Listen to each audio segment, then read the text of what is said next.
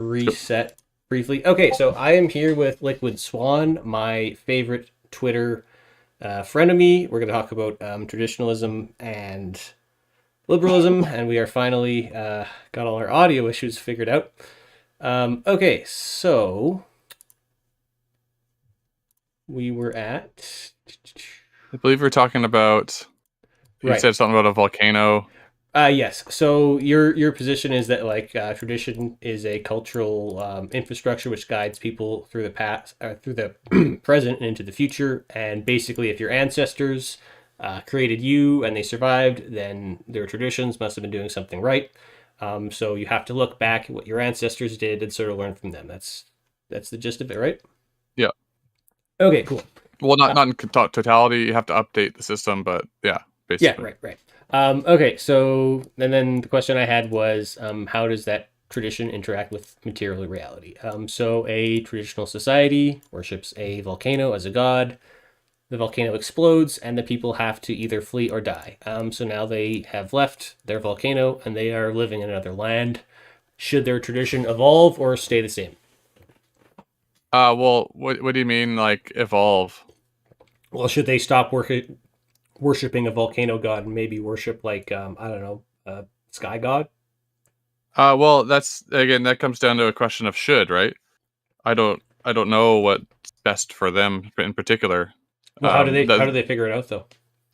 well, for example, maybe they worship the volcano god and it was mad at them. Maybe they think, and that's why they left the land. So that doesn't really change that they're worshiping the volcano. They could change their god or whatever, but I don't know if that's really um that'd be I don't know if that would be really applicable to this discussion. Okay, yeah, maybe not the best example.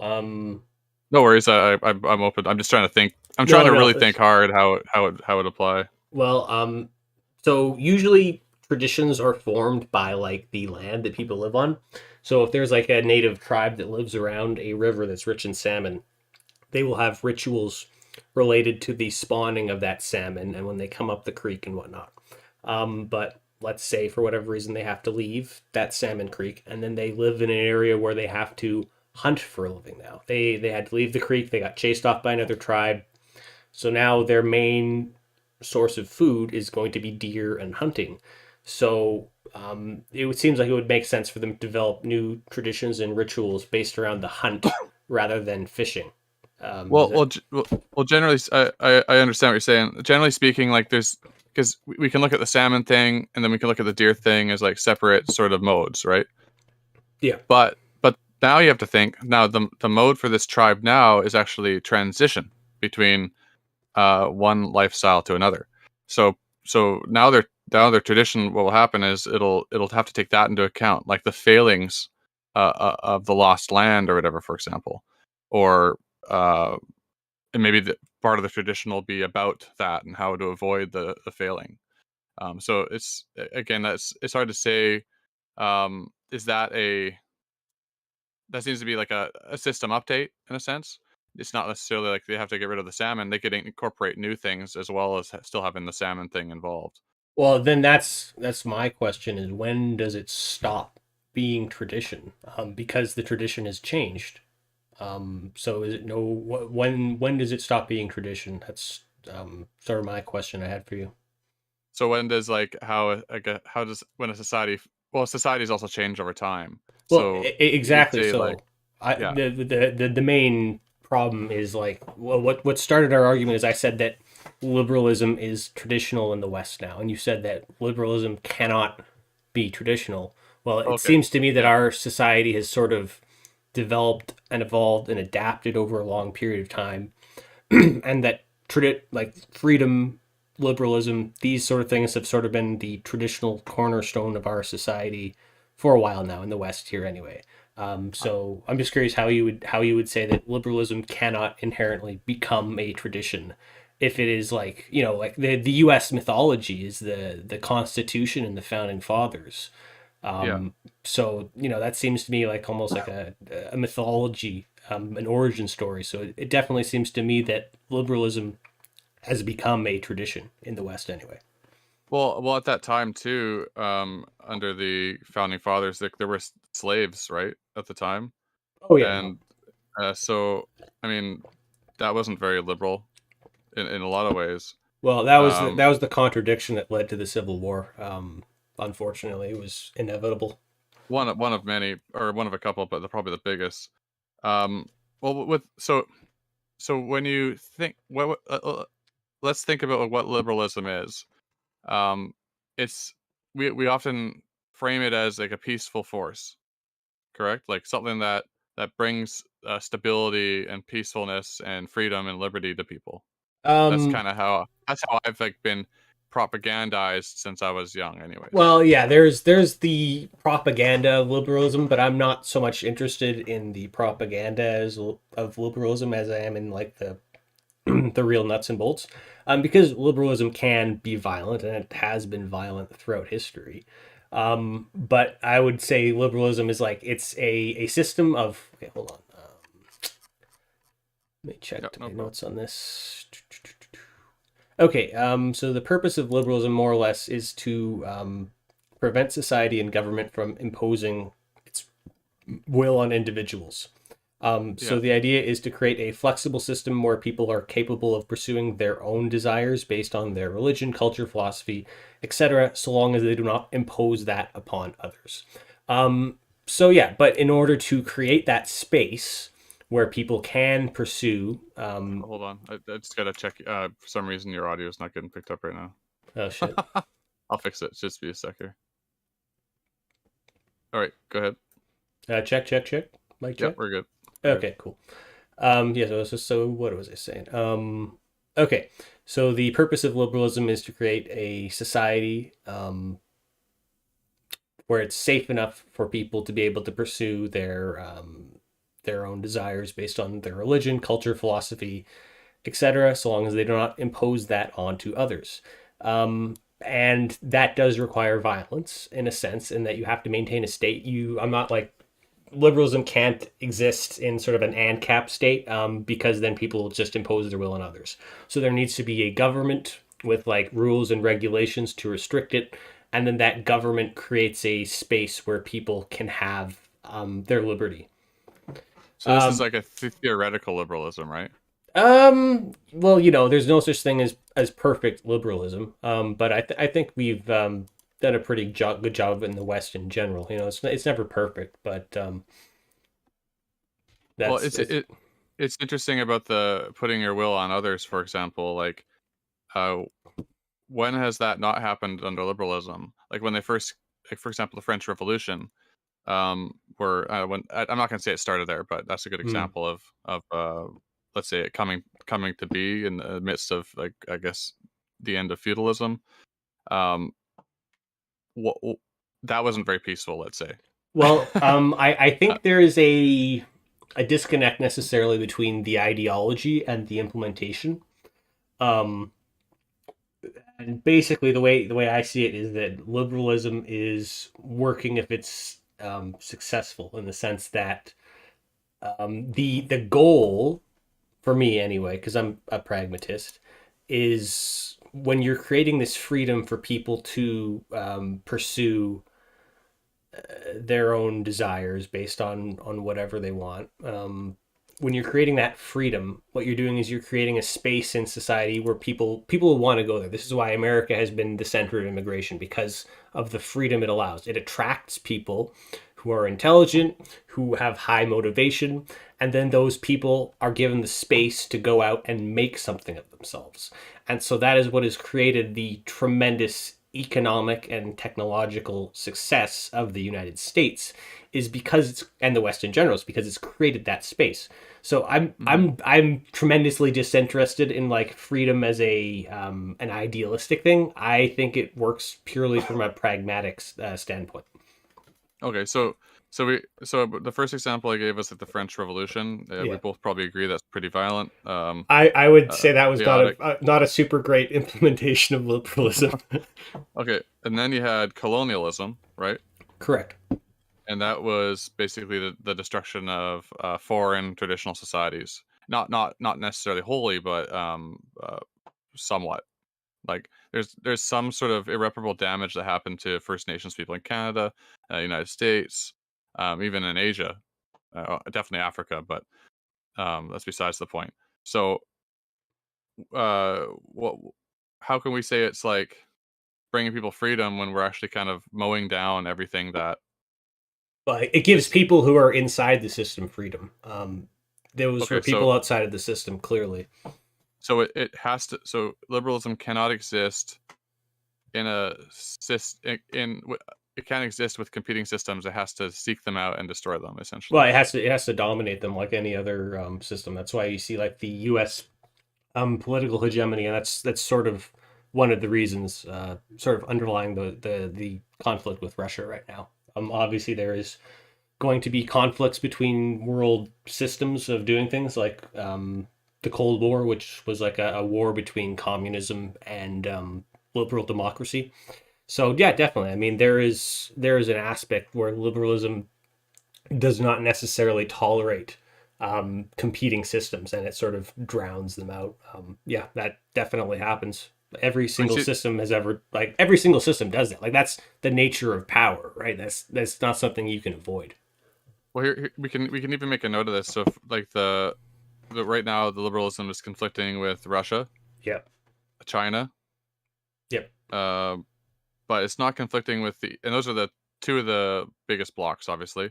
Yep. And then it's semi conflicted with India, but it's kind of keeping India neutral in a sense. Well, yeah, India's sort of trying to be a democracy, but they're still kind of weird. They're not quite there yet. It's a crazy democracy, man. It's like 1.5 billion people, and it takes 7 days to complete a election. It's nuts over there. Well, yeah, Uh, India is like the weird thing about India is it was never originally like supposed to be a united nation until Britain sort of tromped in there. Was like, yeah, you're all one nation now. Oh, really? Wow, shit. yeah, I well, didn't. India's probably like as diverse as Europe, and Oh so is yeah, China. Uh, absolutely. Yeah. so it's kind of crazy. But what we did, let's say United States Empire, if you want to call it that, they don't have much conflict with the European Union. Well, no, obviously because our interests align. Geopolitically, we have very similar ideologies. Our cultures are very similar. So yeah, we have a lot in common. So yeah, we like the thing with liberalism is, and the reason why I think it's better in terms of a moral sense than other systems is it is much more cooperative when it can. So it will destroy you if you won't cooperate with it. It's done that plenty of times throughout history. But it more often prefers to work and works better through like coercive means. So like you look at the reason why there's a war in Ukraine right now is because Russia and the West were competing with each other for like a sphere of influence over Ukraine, and Mhm. because the West is so much more like the GDP in terms of like wealth and stuff, yeah, it's not even close. Russia is declining, has been for a while now. And like if you look at NATO's military budget, it's bigger than Russia's entire GDP, which should tell you all you need to know about the economics of the situation. So Russia could never keep Ukraine under their influence based on economics. That's just why they had to resort to military power. And so, yeah, liberalism can afford to do things like influence through economics instead of influencing through military power, which is why I think it's a force for good overall, because if it can, because war is generally bad for the economy, except for weapons manufacturers, they will try to do things through economic coercion rather than direct force. So you'd say that liberalism makes your wallet fat in a sense, like so to speak. Absolutely, yes. You can look at the wealth of liberal countries, and you can look at the wealth of the rest of the world, and it's not even close. So I have a quote I wrote down here a while back. Liberalism makes your wallet fat and your belly full, but your culture dead, raped, and spiritually zombified, or worse. Yeah, I Liberalism is fake and gay. I figured you would say something like that. So I did prepare for this. Hold Okay. on, let me find. Oh wait, let me get back to the traditionalism. But make your note and let me get back to it. Yeah, okay. So make your note quickly, then I'll say something. Okay, no, go ahead, say it. Okay, so what traditionalism is it makes what traditional societies do that are successful is they take what's good and then they make it the will of God or they make it the God, essentially, right? Yeah, Okay. So I think without that, without I think that's why liberalism sort of leans towards almost the destruction of faith. Without that, I don't think you can have like a functional society. And the thing is, it's sort of a intergenerational gap that'll happen, and once it's lost, it's very difficult or painful to get back. Uh, and Well, that's where you get things like the collapse of Rome, for example. I have an agreement with you, and then I have a couple disagreements. So I would agree Yep. that our modern liberalism is very lacking in terms of religious principles. And I don't know if we necessarily need to return to Christianity or if we can try and create something sort of new. Um, but basically, religion does play an important role in giving people purpose. And if you look at the main sort of crisis in the West culturally is a lack of meaning or purpose. Hmm. And so that's why you see people, turn brands into their identities, fandom worship, that kind of stuff. It's mimicking that Yeah. primal urge to believe in something. So I don't know if that's it might be a good replacement. And maybe that's how we replace it is with like TV shows and pop culture and that kind of stuff. Maybe that's what we do.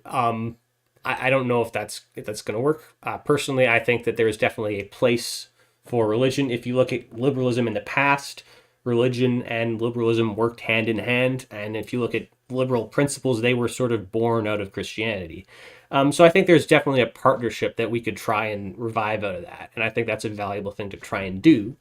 But what I will push back on is I don't think that necessarily just because a society is more traditional, they are going to be happier or well off.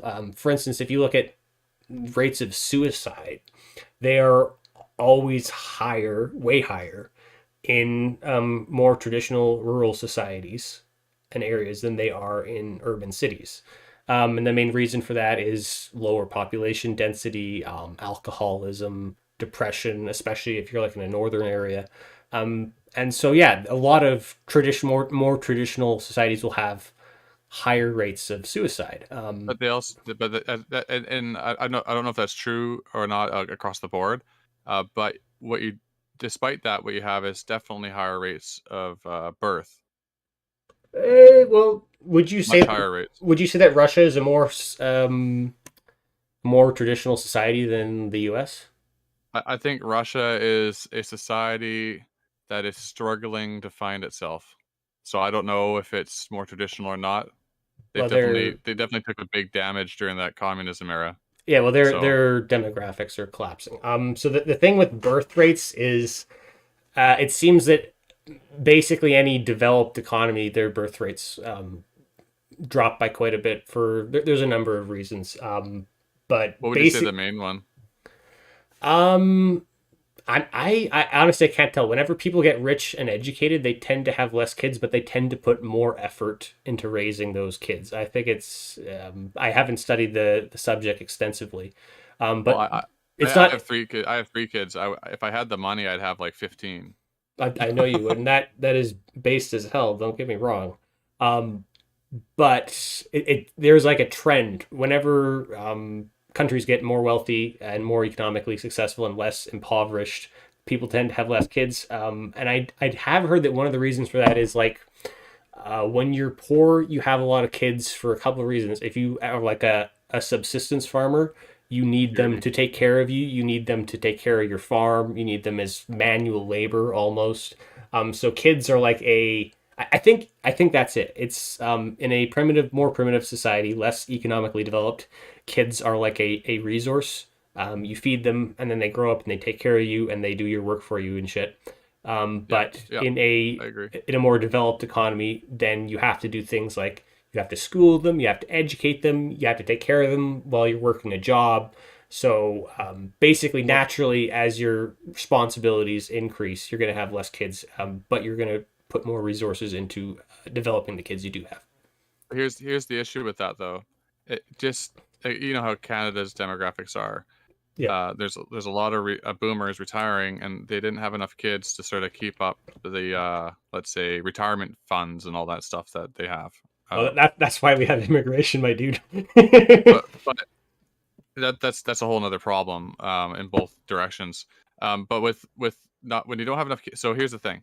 Basically, what how I could interpret what you're saying about how liberalism, or how, let's say, developed economies have fewer children, is that as you have a more developed economy, you take less responsibility for making sure you're taken care of when you're retired. Well, yeah, that is the thing. Is with developed economies, there is a move away from sort of communities taking care of each other, and more of a move towards obviously like the state taking care of you. So instead of your kids taking care of you, you've got a pension fund. Instead of Yeah, your church taking care of your medical bill, all of a sudden you have social medicine. So yeah, there's like we are creating we're creating government systems to like mimic sort of the traditional way people took care of each other on a larger which scale. which we can tell right away, right? Compared to the traditional model, is unsustainable. Now Mm, there is the argument of immigration. My wife's an immigrant. yeah.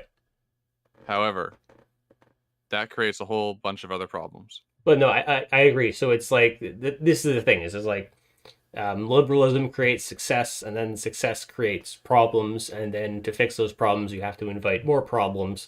But the fact is that this is just sort of the price you pay for all the great things you love about liberalism, which is like not having an economy that sucks shit, being able to afford good education for your kids and a good future, and having nice houses and nice things like that's the price we pay. And we're not.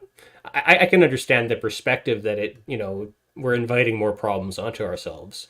And we definitely are. And, we're going to have to, like, don't get me wrong, when it comes to immigration, that's a problem that we absolutely have to solve. We can't stop it, but I think there's ways we can mitigate the problems created. First of all, don't do what Sweden did and just let, like, 200,000 unverified people across your border. That's a bad Eh, idea. You have to be selective. yeah. Well, have you ever read Decline of the West by Oswald Spengler? I have not. I've heard of it, though. Okay, well, he mentions in it this law put in by not who's the guy the first emperor, like the first real emperor of Rome, Yeah. uh not Octavian. Yeah. What was his name though? Augustus. Yeah, so Augustus, he put in this law called Lex Julia de Maritandis Ordinibus, which basically means forced marriage. They had, by a certain age you had to be married. So and if your husband or whatever died in war, then or died, you had to get married within 2 years, and there's all these rules, right? And that was to replace their like birth rates, probably, right? As to help fix their birth rates, especially among the elites, because they just weren't having kids. Actually, Right. one of the interesting stories about Augustus is he struggled so hard to make it so he had like a blood heir, right? Mm. And then he ended up having to give it to his stepson. Can't remember who came after him. It's been a while since I read up on Roman history. Anyway, so his stepson, I think Tiberius, he has to take over. And the crazy thing about that is, oh, and it's a huge old story. Like he had grandkids, granddaughters, and then like daughters, and they're trying to, like, he was trying to breed someone to take over for him, and ended up just dying and giving it to his stepson. But this law that he made to keep the population up was more hated than, or despised than, like the loss of entire armies. Like Hmm. the entire legion will be wiped out by like some German tribe or whatever, and they didn't care about that as much as they cared about this like mandatory marriage law. Right. Yeah. That, And that makes sense. slowly what happened over time is, so you had this big city Rome, and you had big cities around the empire, obviously, and they became like, or they were like the cultural capitals of those areas. And so as these cities would stop producing people, uh, would move in from the provincial towns, and all the best and brightest from the provincial towns and move into the cities, and then they catch the same disease that everyone else had. Not actual disease, but the cultural disease, and Yeah. they too would stop having kids.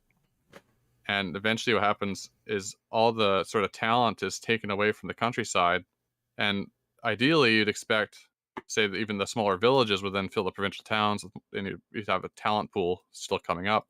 But what happened was that the society degraded, all their best minds stopped having kids, and then within a couple centuries Rome was done. It took a long time for it to fall because it was so high up.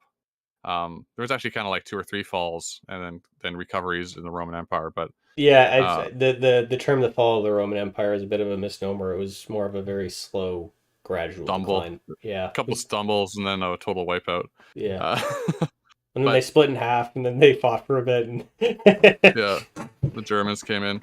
But um, the interesting thing about that yeah. though is that basically, if if the immigration solution would work, that should have worked for Rome too.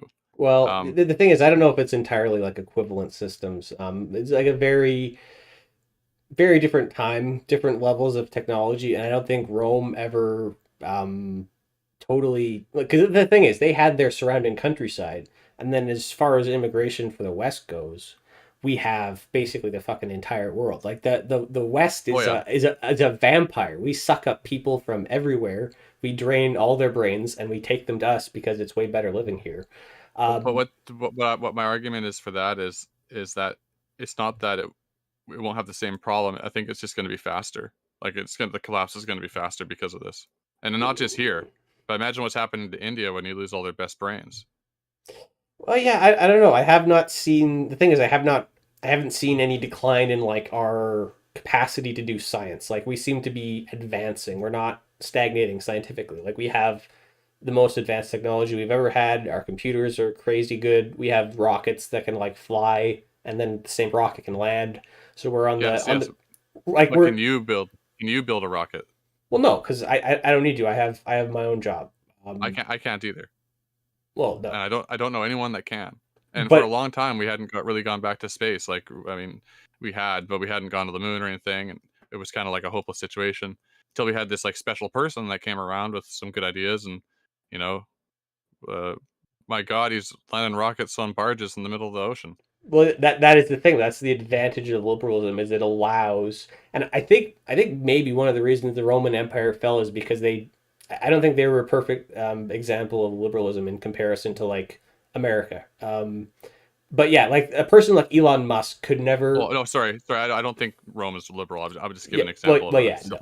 Uh, civilization. Sorry. gotcha. But they were sort of the precursor to liberalism, I would say. Greece was actually originally, but you know, our roots, Western roots, came from Greece and Rome. I'm sure you'd agree. I wouldn't. Uh, I'd say like what came from Rome. Like I'd say the religious aspect. I kind of consider the two major characters for the West to be Socrates, so he was Greek, and then Christ, Yeah. and then Rome inherited the Christ part. Uh, so yeah, I look at like a lot of our stuff's German. Like a lot of our law is German and Anglo. So it's I don't know. But go Well, on. Sorry. the Angle law came from Roman law. I think Roman law is what Roman law is what made England as good as it was, and that came from Rome. No, Um, they had their whole when Rome was there in the Roman areas, they had the Roman law, but when they left, they just went back to the the Anglo Saxons came, they had like a different sort of system. Yeah, Um, but I believe that the law that even England has now is based on Roman law. It's like it's developed, but the English common law is the source was Roman law, I believe. I Um, think it was from the Normans really changed a lot of stuff. So yeah, it's hard to I don't know. I'd well, have yeah, to look. I don't know. That's a pretty big I would have subject. to. That's what I've been told by people I've argued with about it. So yeah, I'd have to check up on it myself. But anyway, the argument I was about to make about our modern liberalism is that like you look at someone like Elon Musk. I don't think someone like Elon Musk is possible in any system other than liberalism. He would not have been allowed to thrive. He would have been choked out. And so, you know, we were stagnating a bit when it came to space technology. And then all of a sudden, along comes Elon Musk, and he sort of, I'm sure we would have figured it out eventually, but he definitely expedites the process. Um, so, yeah, I mean, I understand what you said about the decline of Rome, and you know it is alarming that we are having kids below replacement rate. And I think there are, if I was in power, I would be doing things to encourage people to have kids. Like a good start would be to like pay like stay at home moms. You like give them money to take care of their kids because I, they are performing like yeah. a vital service to society. They're not. It's kind of criminal that they're not getting paid for it, to be honest. Well, the And thing is that the only problem with that is then you're sort of making motherhood an employee of the state. So Well, there's some problem with that, I think. But I see where you're coming from. The yeah, problem the solutions are all imperfect. That's the problem. But we had well, do have it's to not figure out a way to like it's incentivize not people. that it's not that though. I've looked at like a lot of the history around this, and there's never been an occasion in human history where we've been in this situation or similar, and we've been able to regain the population rates. Well, the thing is though, we are transitioning hopefully sooner rather than later to a type of economy that will not need as much labor. Like in terms of automation, like so many jobs are being lost with automation. So yeah, I agree that it seems like we're sort of headed towards the cliff, and we have to sort of trust that automation will be there to catch us. Well, Um, that's the thing. I don't think that's well. It's hard to say. Like, I think automation is actually going to. I think it's going to be the opposite. I think it's going to increase the amount of jobs. Um, like for how? example, McDonald's in near my place, they have all these kiosk things that you can like select your meal. Like you order it yourself with the touch screen, Yeah. and everyone's like, "Oh man, they're going to be laying off everybody." They can't find enough employees now because it's so efficient that touchscreen has become so efficient and people like it better because they can customize stuff. They actually have more business now, and they don't have enough employees to cook the food fast enough, Well, which I would blew my mind. I think the lack of employees has more to do with like the weird the COVID. There was like a lack of employment uh, in employees during COVID in There's definitely general. a lack of employees. But Yeah. like that is the future of restaurants is going to be like there will be no workers in the restaurant. It will all be done by machines. They already have prototypes for that.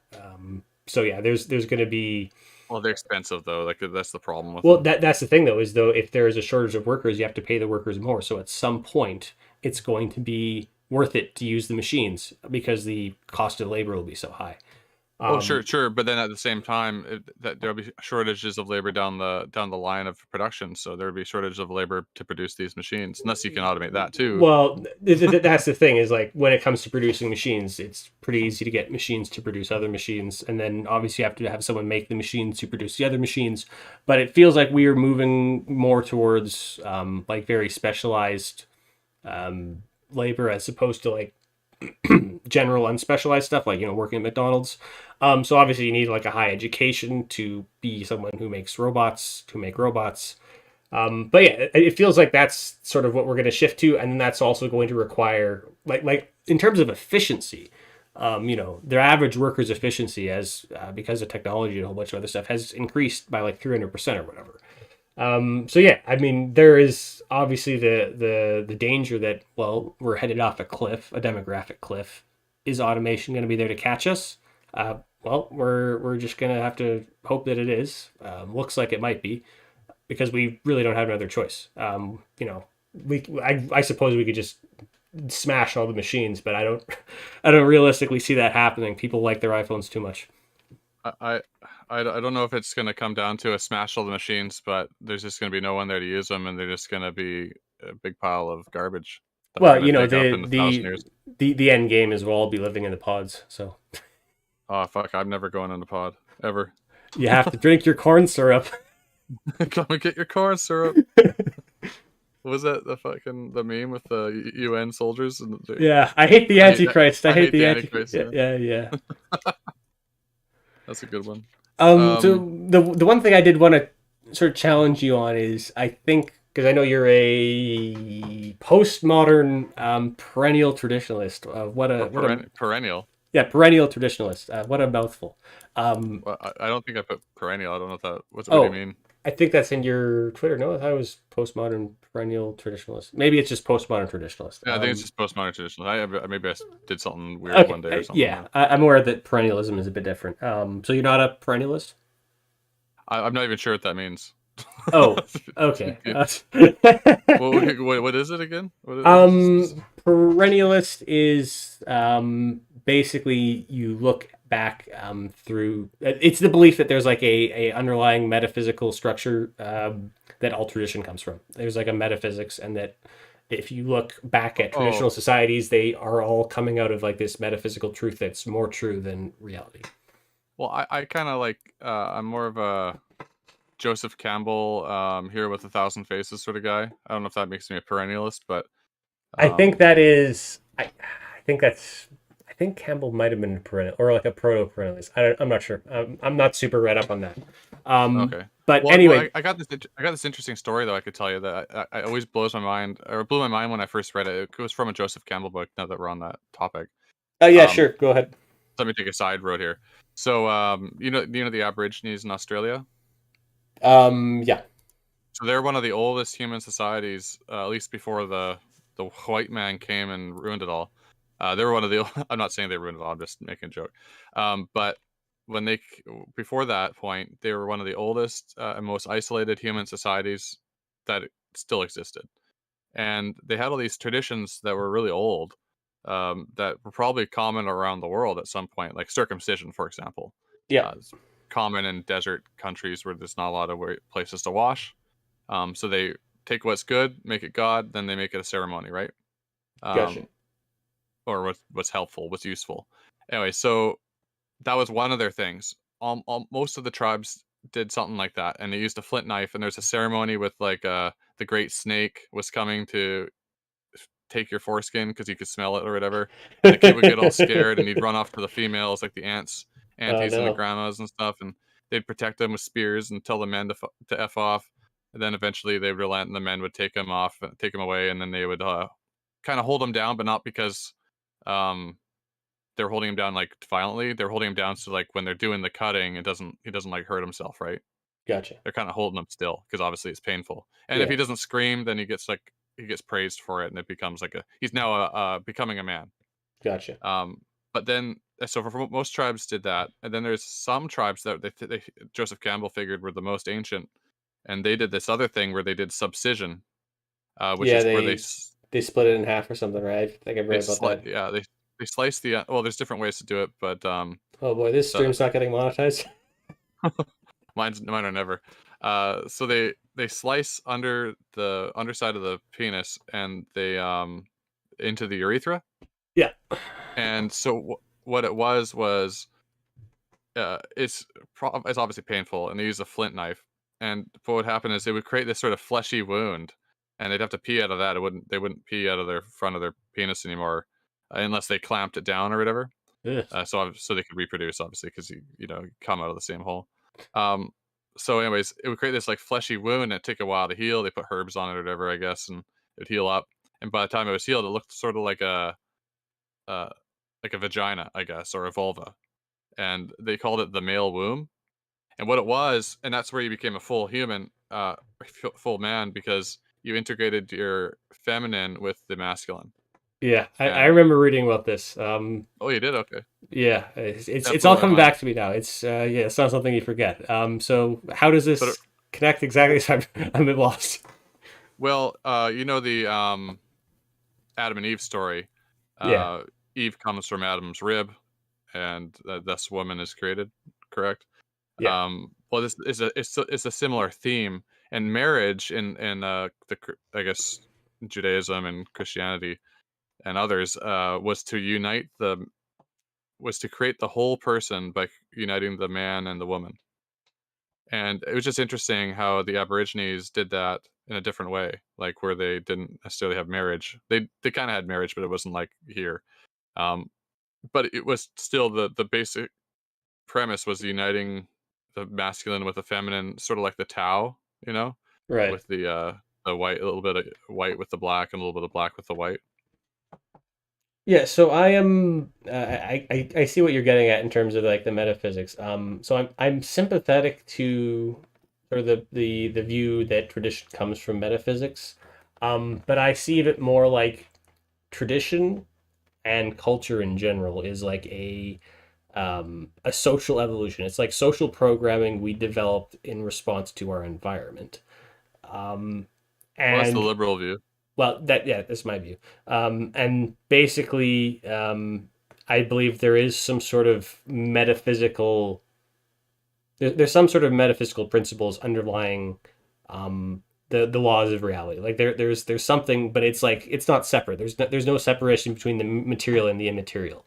The immaterial sort of might inform the material, but ultimately, basically, your culture will always be a response to your material environment. Like you said with the circumcision thing, they developed that because most likely they were in a desert. They didn't Well, have yeah, access to water, and so they yeah, yeah. couldn't clean out their dicks. And I assume that would lead to like infection quite often. And so probably early humans were like, oh, we're living in this desert. Our dicks keep falling off because they get rotten. So they developed this circumcision thing, and that's how you see it like develop independently. Well, just to be And clear, that is from a liberal frame that I put that out there. That's from a very liberal okay, view. I would curious to hear the metaphysical principle for slicing someone's dick open. Well, I mean that's a liberal assumption. I'm not saying it's because I don't know what the Well, the reality is tradition exactly of the, why they the, did it. the tradition would have to come from metaphysics, right? If it doesn't come from material reality, it would be metaphysical, Well, right?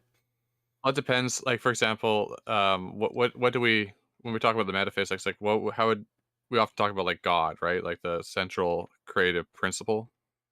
Right, yeah, whatever your source, it has to comes from some sort of source. It's not material reality. Whatever it's outside of material reality. Whatever the source of the dick slitting was. Well, that's a weird thing too. Is like I have a sort of like analogy, a metaphor maybe that I could explain it. Do you mind if I go into it? Sure, go ahead. Okay.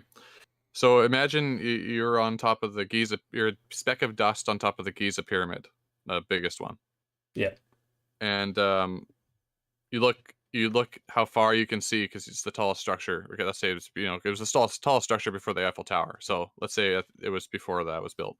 So you're at this speck of dust on top of this Giza pyramid. You're looking across and you're like, wow, look how far I can see. Right?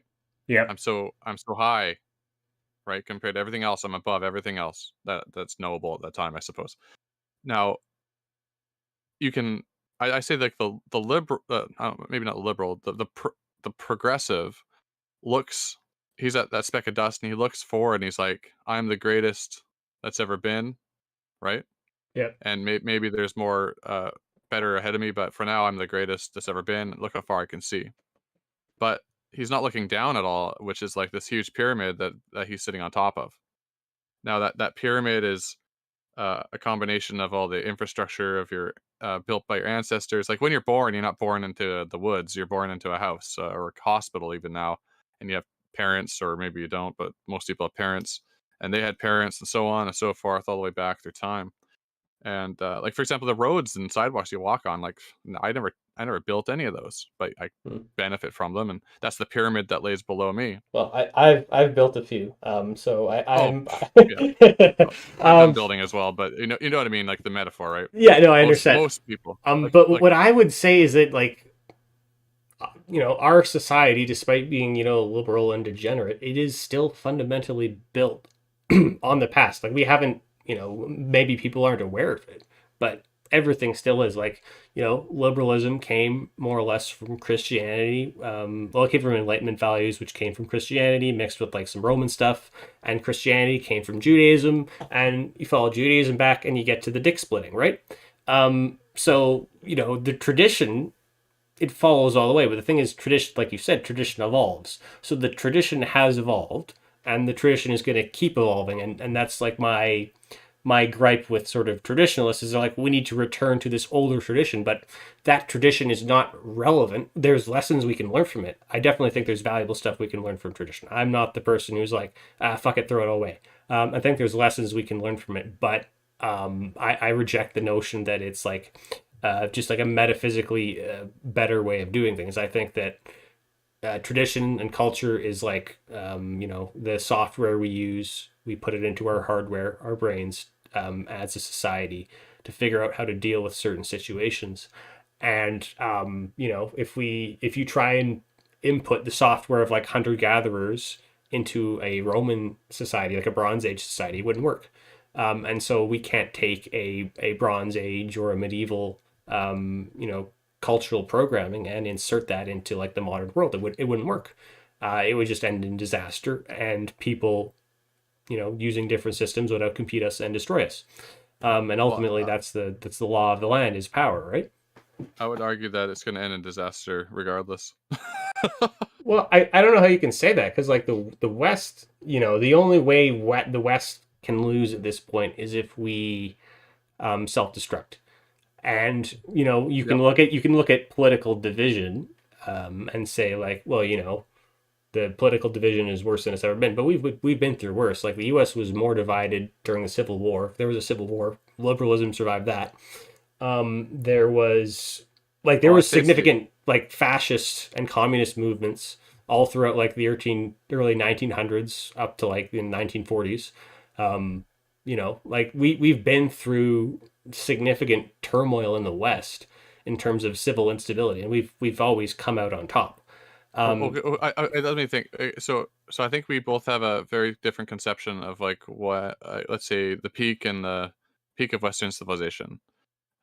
What year would you say that Western civilization peaked, if it has? Oh, we haven't peaked yet. We're still Okay. going strong.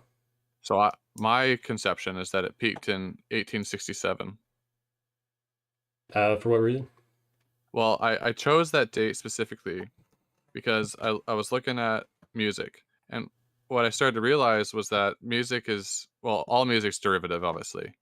Um, but the great, the it's not the last great composition, but one of the best compositions that I can think of is the Blue Danube, Mm, Der Blaue Danube.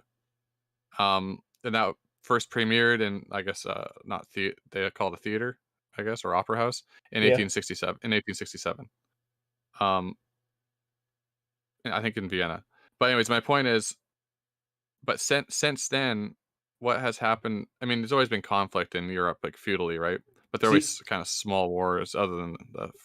Oh, sorry, go on. so is what you're getting at is like the Europe culturally has declined since then. Like we haven't been able to create anything as great or as original as that. Like the common argument, like look at modern art, like our spiritual artistic integrity has declined. We can't make good art anymore. Yeah, well, like what? He's not an ancestor of mine, but he's related to one of his relatives, like Hieronymus Bosch. Yeah, If you look at his paintings, he's got those um, three panel paintings. The one's called one of my favorites is the Garden of Earthly Delights, because you can just look at it for hours. There's just so much stuff going on in that picture or that painting, and I don't think that could be created today, even though it was almost like Salvador Dali back in like the 1500s. well, I have a pretty significant counterpoint to this, so get ready to have your whole worldview destroyed. All right. Okay, just hold on. I'm waiting for it. So my point with music is, since that point, what has music been doing? Like, we don't have a lot of great compositions being made. There's no competitions. Everyone's playing the old songs essentially. It's like a boomer in his retirement home listening to rock and roll, But that's our whole society now. Well, And and who listens to classical music now other than like me? I enjoy neoclassical. So there definitely has been revivals. Like I would suggest Max Richter. He does really good neoclassical stuff. Very good songs. But anyway, yeah, it's like obviously I understand your point. My Yeah, main thing would be is like obviously no single art form or genre is going to last forever and going to keep making new bangers. Like the age of the Western came and went. We're in the age of the Marvel superhero now. God fucking save us. cringe. Um, yeah, but in any case, like the media and the culture does change, and maybe at some point, neoclassical stuff is getting pretty popular. There's some really good guys out there doing some stuff that I think is good. I'm by no means a classical expert. I enjoy some classics. But what I would point you towards is have you heard of a little game called Elden Ring? I've heard of it. Okay, Pretty popular.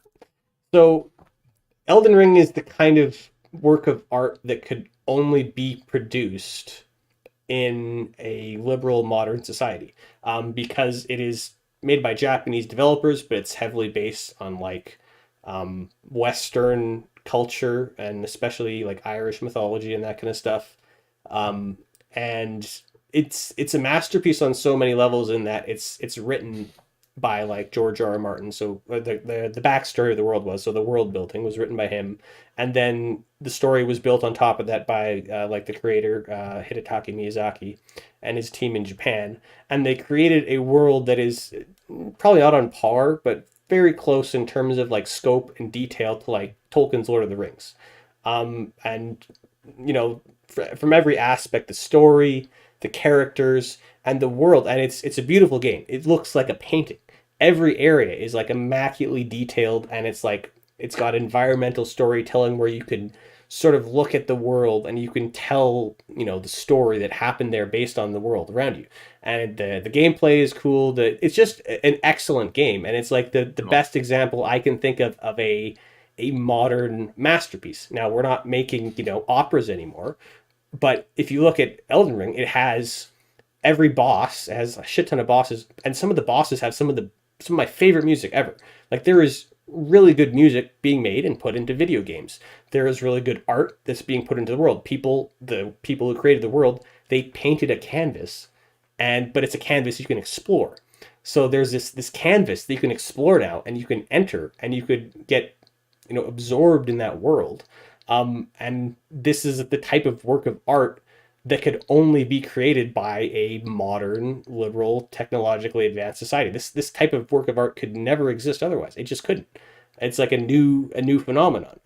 So oh, for sure, yeah. I would very much disagree that we are entirely culturally dead. Now, granted, it's from Japan. Um, And it's derived. well, it's derived, but it's the thing is like all art is derived. So like, you know, it's based on a lot of things, but it also combines those in new and interesting ways. When I was playing it and investigating it, like reading the story and all that kind of stuff, I never thought it was like, oh, this is just derivative of Lord of the Rings or just derivative of that, because it takes bits and pieces and inspiration, but it combines them into a cohesive whole that's new. Like I actually the reason why I had to delay the stream was because I was seeing The Northman. Have you Oh, seen nice. that? Good. Is it in theaters? It is. Yeah. I plan on seeing it. I just haven't seen it yet. Okay, excellent movie, but it is based on, and as I was watching it, I was like, this seems a lot like Hamlet, because it is. It's actually based on like the Norse legend that inspired Hamlet. So it's like a Norse precursor to Hamlet, and it's very good. 100% recommend. Like they do a very accurate, brutal, unapologetic job of like showing Norse culture. It's very like culturally, historically accurate, which It's very interesting, you know, because I agree. From what I've heard about this movie, it's really good. it But is. but if you look at what it derives from, and I'm not saying there's anything wrong with derivation. What I'm saying is, uh, the things that become culturally renowned Yeah. are derived from sort of, let's say, traditional sources. Even Lord of the Rings, that wasn't a creation straight. It was partially a creation of his his creativity itself, but also his knowledge of the, like, say, Icelandic sagas Right. and and such, right? Well, what I would say is like there's no such thing as pure creativity. Everything is derivative to some extent.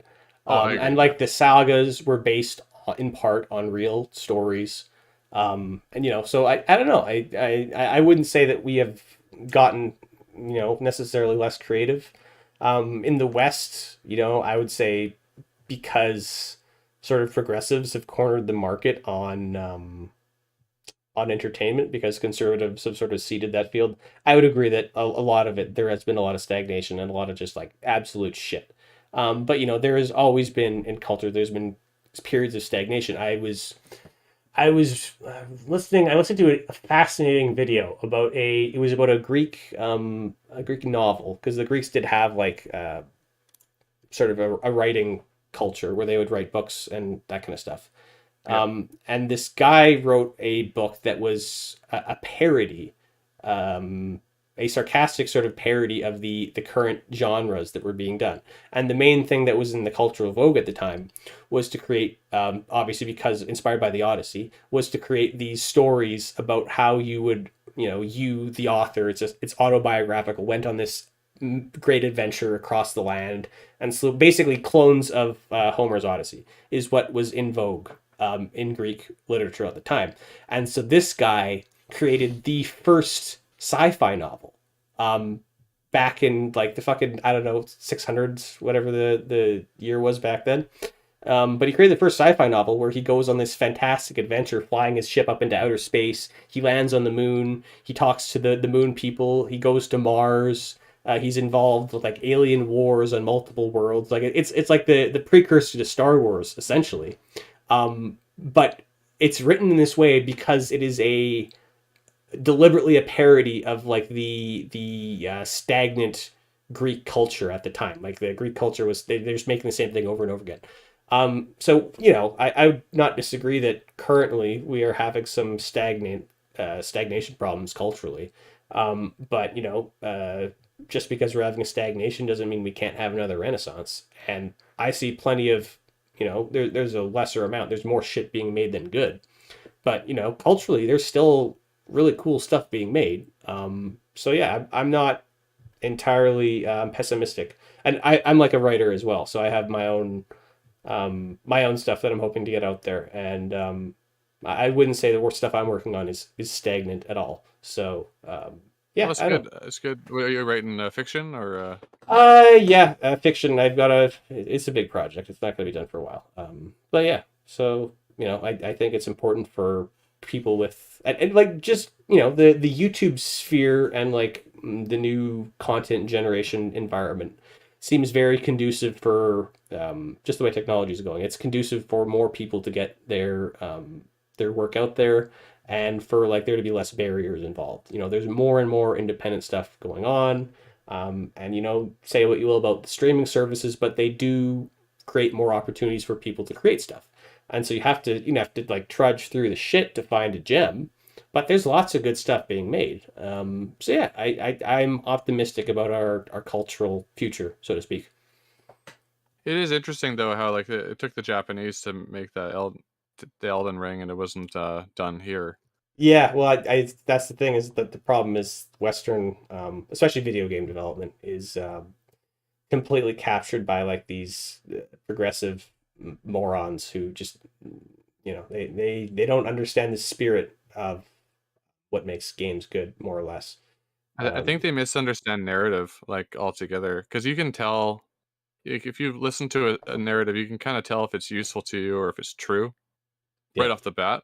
And they're like these progressive ones, they're sort of like how do you explain it? Like you can like see the goal. You can like see the goal at the end already. Like they kind of Well, I think the main, and I've been thinking about this for a while, but I think the main problem is like they let their ideology inform their work.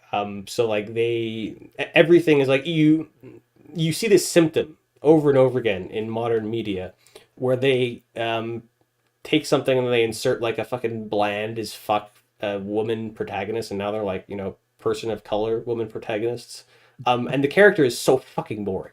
I very watched. snooze. Yeah, basically. Are you familiar with the Foundation series, the books? I'm familiar. I haven't read them, Yeah. but I Okay. know So about them. yeah, but it's written by like Isaac Asimov, who was one of the you know way ahead of his time when it came to science fiction. He was like one of the best. He was one of the first and one of the best science fiction writers. So it's like not only was he first, but he also did it way better than most people who came after him. So just like a giant. And then they recently did an adaptation of Foundation for Apple TV, and it's a long book series, so obviously they're going to do several seasons. But basically, what they did is they took the entire thing, they threw it in the garbage, and they're like, okay, now we're going to have two brown female protagonists who are perfect in every way. And I fucking hated it. It was like it felt like genocide to me because it was my favorite book growing up, and it was like a fucking war crime. Okay, It I is a war crime. I it agree. is. It's a crime against literature. Honest to God, if I could, without consequences, I would do things to the people who made it in Minecraft. Um, it, it upset me to an unbearable degree, and I'm also very upset about the new Lord of the Rings. I think that's just fucking awful. Okay. And Yeah. what the reason for it is you have these progressive bubbles in media creation because conservatives again they're like, go bleed, do fucking colleges for lib cucks, don't go to college, don't get an arts degree, which based, but this is what it creates when you don't engage in a system. It gets taken over by your ideological opponents, and then you can't do shit. Well, a lot of that's a managerialism, right? Like they captured the managerial infrastructure of different what do you Well, call yeah, it, but the institutions. right didn't fight for it though. The right didn't fight for it. We've had this conception where going to get a film degree or a media studies degree or whatever. It's like libtard. You're gonna get all this debt, and then meanwhile me, I'm gonna be based. I'm gonna be working in trades. I'm gonna not go into debt. And it's true. People in trades, they generally do make a decent amount of money and whatnot. Well, But are you a carpenter? I'm a construction. I do like hardscaping stuff. Okay, I used to be a carpenter a couple years ago. Now I'm a different trade, but um, like I've you've probably built things, right? Like things that you use, like a Yeah. sawhorse or something. Yeah, I haven't done a whole lot of that. Like, I don't do carpentry. I do mostly like patios, pathways, concrete pavers, retaining walls, that kind of stuff. And did you have to get like whoever you were doing it for? Did they have to get like permits and stuff? Uh, I'm assuming. oh, did I have to get permits? Well, you might not have to, but I guess whoever run the job probably had to get them. Um, I don't think so. It's like, well, obviously they have to get some permits from the city or whatever.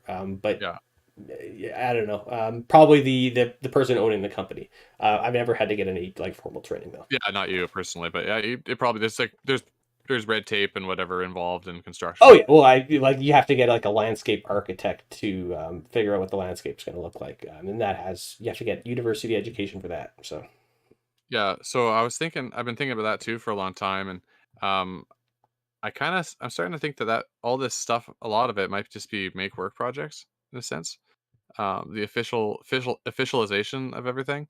For mm, example, like my great great grandfather in Scotland like just built a house, right? mm, Him and his brothers or cousins or something like that got together. They built a house. They didn't have any. He became a railway engineer later, but um, didn't have any education in terms of building, and he didn't need any permits or whatever where he lived. But he just built a house, and it was good enough. It wasn't perfect, but nowadays, like, and the house is cheap too. You just yeah. I think it costs a couple $100 or something, maybe Well, $100. that's definitely one of the reasons driving like housing prices go up. Is there's so much red tape; it's very expensive to make a house.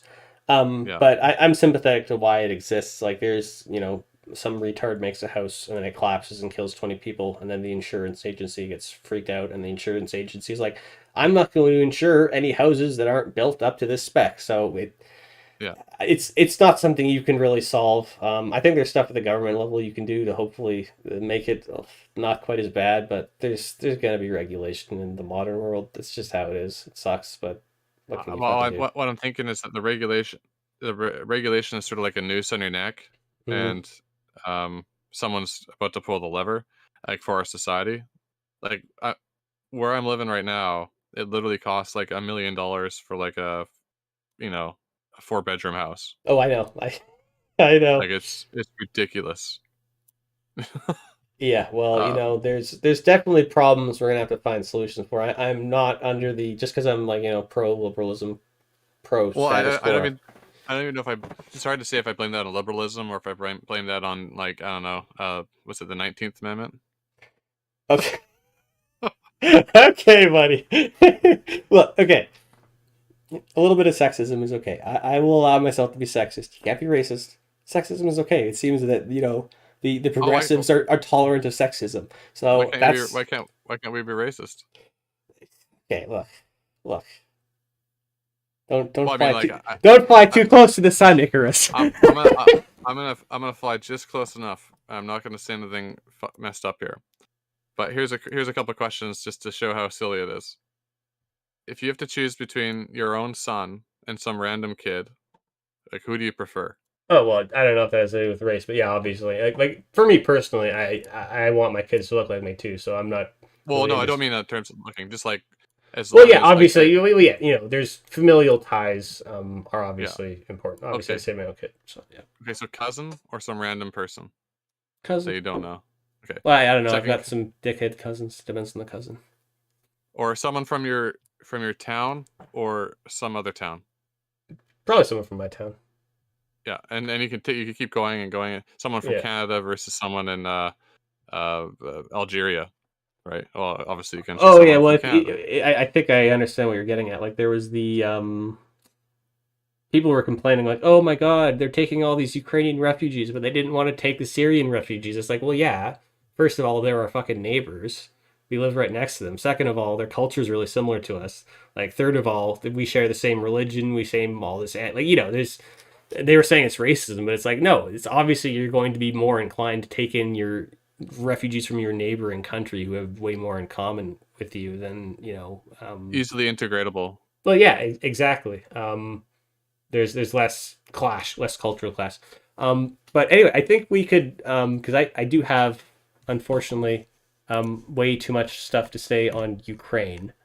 Um, so if we could like wrap this up in the next 10 minutes, I think we've had a pretty good Yeah, conversation on sure. it, and Yeah, then we we'll can wrap move up. on. Yeah, well, do you want to wrap this up for the all tonight? Well, I don't know. Do you have time to talk about the Ukraine stuff? We could do a second stream, or we could talk about it now. It'll probably take about 30 minutes, maybe. I can. Let's see here. I can do either or. Oh, we can reschedule. It doesn't matter. It's not. No, It'd be fun to. I'm good. I did all the prep work today, so I don't want to fucking forget it, and then I'll have to like Okay. update whatever happens tomorrow as well. Yeah, sure. Okay. Well, or we were just okay. So basically, with my point with racism is that, like, first of all, everyone's racist. It's just what we are. They're human beings because we prefer things that are more familiar. Yeah, but that's So, not necessarily racism. It's well, when someone says you're racist, they're just being a hypocrite because everyone is. to It's all. some It's all. extent. To some extent, I So think what it's become is just like a moral cudgel. It's not really true. Oh It's yeah. true, but it's like, oh man, you suck because you breathe oxygen. You Well, know? yeah. You the way that progressives have used it is definitely fucking dumb. Just to say the least. Like they'll go and they'll say, but you can tell it's like you said. It's just a moral cudgel. It's like a weapon to beat people with, and it has no real actual fundamental truth to it.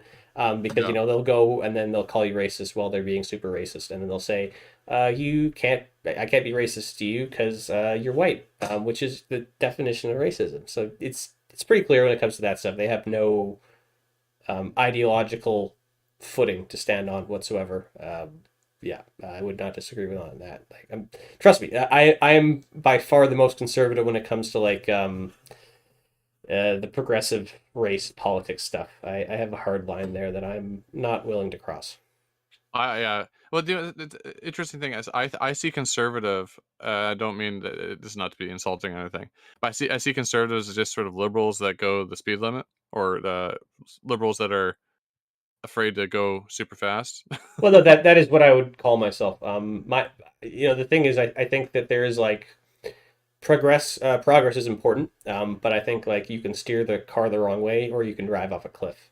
So like there's certain points we shouldn't progress past, and then we dig in and we fight to the death there, which I've got my places I'll fight to the death on. But there's other areas where you have to like give way, but you have to do it slowly. And progressives are stupid, and so they want everything all at once, and they're like, oh my God, why isn't all of society accepting to trans people, despite the fact that they only really started being a thing like fucking 5 years ago? It's like, well, Yeah. holy shit, fucking pump the brakes, dude. We got My like fucking gay marriage like I don't know 5-6 years ago or something, and now we're pushing 2005. like yeah, it's like I guess like 15 years ago or something. 2000, Yeah, yeah. 17. Yeah. So okay, yeah, 17 years ago. And then we're moving at like breakneck speed, and just fucking pump the brakes a bit, chill out, don't fucking flip the fuck out, okay? And because what Oh, happens is when progressives do things too fast, then conservatives start going nuts and they start saying, everyone's a groomer and shit. And I'm like, okay, hold the fuck on. And that's when well, stuff starts to fall apart. well, I wasn't so super concerned with it before. I thought it was more like a meme, but just recently, so my daughter's in kindergarten, Yeah. my youngest. I have two other kids. She's in kindergarten, and they have this app that you can use to they update her progress, I guess, in education. Yep.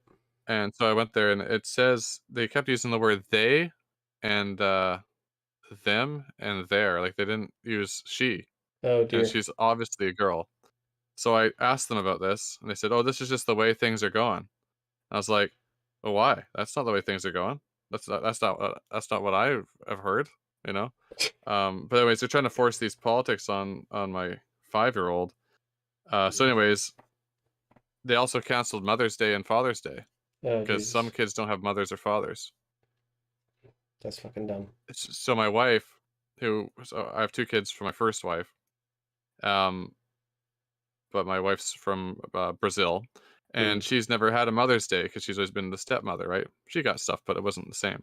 Hmm. So she was expecting her first kid to, you know, to have a Mother's Day present. They always make Mother's Day presents, Father's Day presents, right? Oh And yeah. on her first Mother's Day from her first kid in school, she's not Oh going to my get anything. God.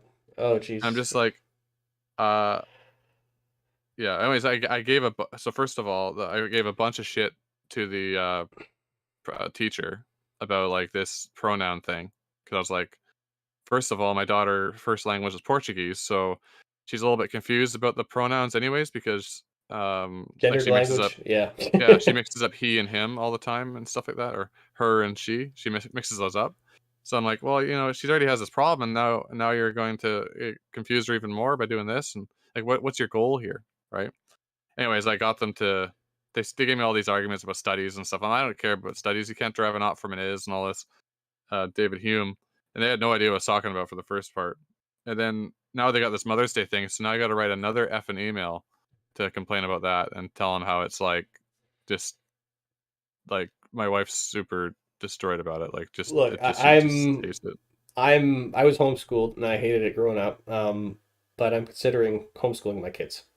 Oh, I've considered it. I just don't have the money. Yeah, well, that's the But problem. Is you can't. A lot of people can't afford it. But yeah, I am not. Like my dad works in the school system, and he tells me some stories about stuff that happens in there. It's like, yeah, geez. it's Yeah. gonna be a revolution if I ever get in there Well, in yeah. Minecraft. In Minecraft. In Minecraft. Yeah. Well, you know what? I definitely have like I shill liberalism a lot, but it doesn't mean it doesn't have flaws, and it doesn't mean that there aren't lunatics who have hijacked the system that need to be fucking kicked to the curb when it comes to certain areas. And when it comes to like trans stuff, I'm generally supportive of like trans rights. I'm a bit iffy when it comes to the kids stuff. I'm like, I don't know. Well, I Um, don't care what adults do with their bodies. I think ultimately they're yeah, making a mistake, but I mean, it's not my problem. But I, kids, I think that's just perverted. I think the big issue is like, first of all, the technology isn't there yet. So the main reason like progressives push for kids to transition is like basically it's hard for trans people to pass if they've gone through like a puberty. It's really hard to undo those changes. So that's why they push for that. Because the technology for like surgery and body modification is not good enough to like convincingly make someone who's gone through a male puberty into like a woman. So they Sure. that I know yeah, sorry, just Yeah. let me. So that's Yeah. like the that's the justification for it. The problem is that what progressives don't admit is that there is a mixture. There are some people who are born trans biologically, and then there's some people who can be socially conditioned into it. And I don't think we really understand the difference yet. So basically, what they're doing is they're like, well, they're just allowing it to happen. They're like, and there's people I'm sure you heard of like detransitioners and that kind of stuff, because they have like this ideological obsession. They won't admit that some trans people are like different than others, and that we really need to have like a solid 100% way of scanning someone's brain and be like, yep, they were born trans. And until we can like 100% scan someone's brain and be like, yeah, they're born trans, then I think doing this stuff with like kids is super fucking dangerous. Well, not only Um, that, but look at and the way you said it, that is what they say is like if they don't do this stuff early, then they'll go through puberty and they won't be able to pass, right?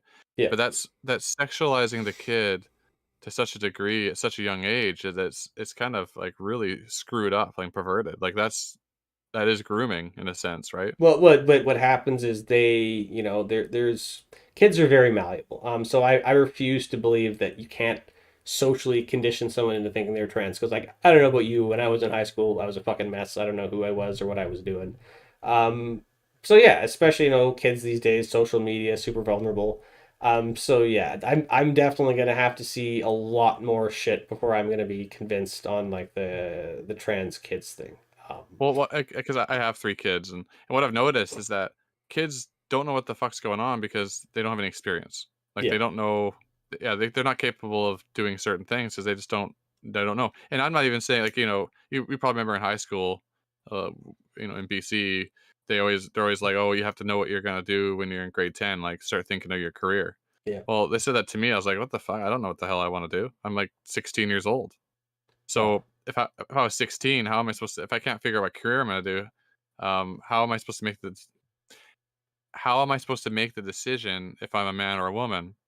And Well, so what I say is you don't make that decision. It's just you are a man or a woman. yeah. Well, Like there's the fundamental problem of like the you have to be like super socially accepting of trans people to make them feel welcome so they don't like harm themselves, which is fine. But the problem is, and that creates like an incentive for kids to become trans to get like acceptance and validation, that kind of stuff. So yeah, that's what yeah, I would say is like the sinister part, and that's what progressives are not willing to admit because it's become like a religion to them. They have their holy mantra, protect trans kids, trans women or women. They repeat it like a chant. It's like a the holy. anti-harm principle. Yeah, I don't know. There's a lot of stuff we have to work on there. But Well, I'm well that I'm more concerned about like the whiteness stuff. That really gets my goat right now. So that's the that's number one. whiteness. Oh yeah, I wrote a thing about that. The well, one thing I noticed that one of my family members went to a mental hospital, or have been in and out over decades or whatever. Every couple of years, they seem to have to go. Um, but what I noticed when I visit them is they get put into this hospital, right, a mental hospital that's Yeah, full of like super crazy people, like people on the phone with there's no wire on it, it's just like talking, have a total conversation, full conversation with like nobody. Um, so you put this person that's struggling into a environment that's just full of like the nuttiest things you've ever seen, and you expect them to get better. And it's like, no, what you have to do is you have to kind of reintroduce that person to reality by like visiting. So what I do is I just visit them all the time, like every day or two, at least. I was working full time, so it's hard to get up there, but I visit either every day or every other day, and just talk to them normally. And when they say crazy stuff like, "Oh man, they're all coming to get me" or whatever, I'd be like, "No, they're not coming to get you." But after a while, they come back to reality. So yeah. Well, the mental health system in pretty much I haven't seen any country that really does it super well. Maybe the Nordic states. I don't know. They do a lot of things well. But yeah, I think there's things we definitely need to work on. well, what I'm Um, saying with that is like if you feed the delusion, oh yeah, definitely, it's not definitely. gonna Yeah, help. Yeah. yeah. So that's what I'm saying with trans people. Maybe feeding them the Well, I, delusion I is feel I not necessarily feel good. this is just again there's no science based on this from what I know. But it feels to me like there should be a psychological solution rather than a biological one. Like it feels like it would be Yeah. easier to give them some No, sort of drug Nordic that states do this. yeah fix the brain rather than like because like I'll be honest, we do not have the technology to make people most people convincingly pass. Like it's just we don't have the surgery to do it. It doesn't work out a lot of the time. That's why you have trans people who don't really pass well.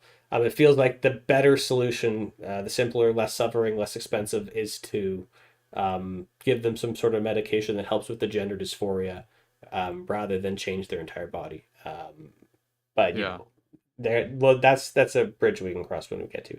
Anyway, I do have to. I think we have to switch the topic Let's get to to Ukraine. Yeah. Ukraine. Okay, I'm gonna try and share my screen to you because I have like a map here that I'm Oh, gonna have to point out things on. So one first. And we'll go into detail. So basically, start of the invasion, Russia invaded in like five main battle groups. They invaded up here, sort of to the west of Kiev. They invaded to the north, northeast, east, and from the south. mm, And so that is the situation. You can sort of see there's this was April 1st, and then you can see the situation has changed. Like they've retreated completely from the north, and there's been some limited Ukrainian counterattacks. So Um, why did they retreat from the north and then I guess head to the east? What was the reasoning behind that? so there is a problem Russia has basically due to their demographic collapse and some of their systemic problems. They cannot maintain a super big standing army. So they have currently, there's this term called, I believe, tactical maneuver groups or something like that. But basically, it's the portions of your army that you can move around and are ready to go at any time.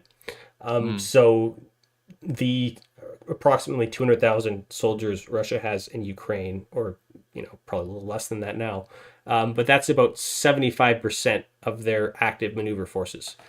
So they can't really commit more than that. Because they have to have at least like 25% to be in Russia in case NATO gets frisky. So they invaded Ukraine. They had, from what I think we can tell, bad intelligence. They sort of expected it to be a repeat of 2014, and they met a lot stiffer resistance than they thought. And so they realized that they weren't going to be able to meet all their objectives. So they had to take troops away from the north approach, and they had to redeploy them in the east. And they have seen some limited success with their new offensive, but um, Is this what you call it? Are you the one that said this was the Medvedev option or something? I don't think so. I think it might have been someone else. Okay. Anyway, yeah. So that's the general overview, and then there is the, so we can go over it. I have like a little write up for, okay. So February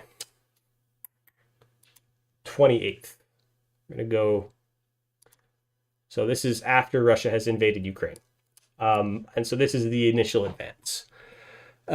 So they started February 24th, so this is 4 days into the invasion. They mainly made significant gains to the south here in Kherson. So you can see basically the existing territories Russia held are outlined in red. So they Yeah. made significant gains coming up near Kherson, which is right here from Crimea. So their group pushed up from the south there. They were unable to make any gains around the Donetsk and Luhansk, the DNR and LNR, so the contested regions, because Is yeah.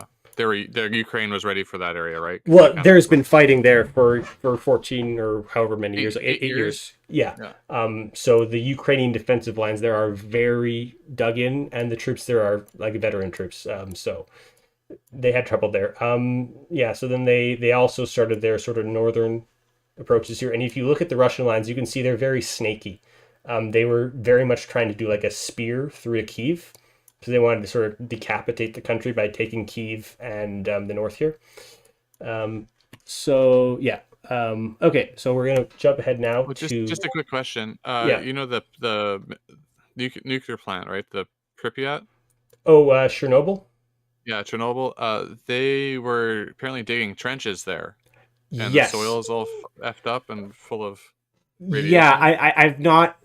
There have been people talking about that. I have not gotten 100% verification of it.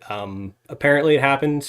Yeah, they dug trenches in like the Red Forest, defensive trenches, which was like super radioactive. Like the dirt had settled there, radioactive dirt, and they dug up the radioactive dirt, and then they were in the Yeah. trenches for like 2 weeks, and then yeah, apparently a whole bunch of them got sick. That's what people there said. Could be Ukrainian propaganda. It sounds like a good Russians being fucking dumb story. Um, Yeah. but yeah, that's something that might have happened. I cannot. Okay. Just Um, curious. I heard something yeah, about that on 4chan. So yeah. Oh, one other thing. So the map I'm using here is not 100% accurate. It gives a good general grasp of the situation. It is going to be slightly biased towards Ukraine just because it's based on like social media posts and stuff uploaded for like people in Ukraine. yeah. So it's not like, this is not the Ukrainian official shit. This is like an independent sort of thing based on what people are posting on social media. And obviously, the Russians aren't going to be posting stuff on their cell phones very much. It'll all be going through like their state propaganda. So it is going to be biased in favor of Ukraine. But it's generally like all the little points you see on here, like there'll be stuff you can verify. So it's Yeah, generally, I've seen this map before. It's yeah, interesting. it's generally accurate in aggregate. There's going to be some areas where it's not, but it provides a pretty good picture, and you can go back in time. So that's why I'm using it. Okay, so we were at February 28th, and now we're going to jump ahead to March, and we're going to go ahead 2 weeks to March 14th. Okay, so now we're seeing a lot of very intensive fighting in northern Ukraine, and we can see the Russian units are really trying to penetrate and surround Kiev. But what they didn't anticipate is basically they have to follow the roads, their supply lines have to follow the roads, and Ukraine has these territorial defenses, their territorial defense units, which are basically militias, National Guard types, who they just gave a bunch of rocket launchers and stuff. So the typical thing in this period of the war was lots of unsupported Russian armor and vehicle columns getting ambushed by Ukrainian peasants with RPGs. So the Russians started having a lot of problems logistically in trying to take Kiev up there. And then, as you can see, as we go down here, they have had better success in the south. They have started to move up. They have taken the town of Kherson already, so that's a significant win for them. They have gotten across the Dnieper River, which is a big sort of geographical defense point. So they did a pretty good job there. And then you can see they're starting to move up and surround Mariupol here. And they've also started to come down from Donetsk, and they've made a breakout of Donetsk in the south. So they're making progress here. And they've made progress in the north here as well. And they're doing the spearhead is going down to Izium. So Izium, another important town to keep in mind. They have, at this point, 2 weeks into the war, taken most of Izium. There's still some resistance there in the core of the city, but most of Izium is taken. So at this point, 2 weeks into the war, Russia is having trouble, especially in the north. But in the south and the east, they are still achieving their objectives. Okay, so March 31st, 1 month into the invasion.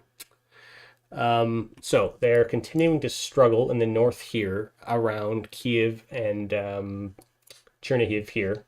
They've tried the Russian tactic is they encircle cities, they siege them, they bombard them with artillery, and then they take them block by block. So you always see Russians try to encircle the city before they take it. That's what they're trying to do here, and they're just not able to do it logistically. I believe over here is where that big Russian caravan got stalled, like that highway that you heard of probably in the media. That was those trucks up there, and the Ukrainians are doing a really good job of harassing them. So there's a lot of territory that the Russians have up here, but none of it is very secure. They basically just sort of tried to blitzkrieg, and it didn't work out well for them. So what happened to their cauldron, the alleged cauldron tactic? Well, you can see in the east here, that's what they're trying to do. So you can see basically because the Ukrainian defensive lines are so good here, they can't really abandon this position. So the Russian tactic is they're going to try and encircle them.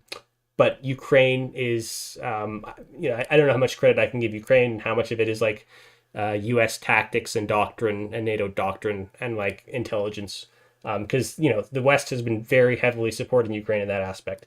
One of the main reasons they did so well in the beginning of the war in terms of surviving like the initial Russian shock and awe strike is that the CIA basically told Ukraine every single target that Russia was going to hit and where they had to move it and where the Russians were going to be coming. So Ukraine has been very well prepared for this by like Western intelligence services. So yeah, that's why if you hear Russia saying we're not fighting Ukraine, we're fighting NATO, it's kind of true. So yeah, you'll see down here the biggest change is that Russia has completely consolidated their gains in the south of the country. They have completely taken Kherson, and they're trying to push up here, but they are meeting a lot of stiff resistance, and they're actually not going to get any further than this ever.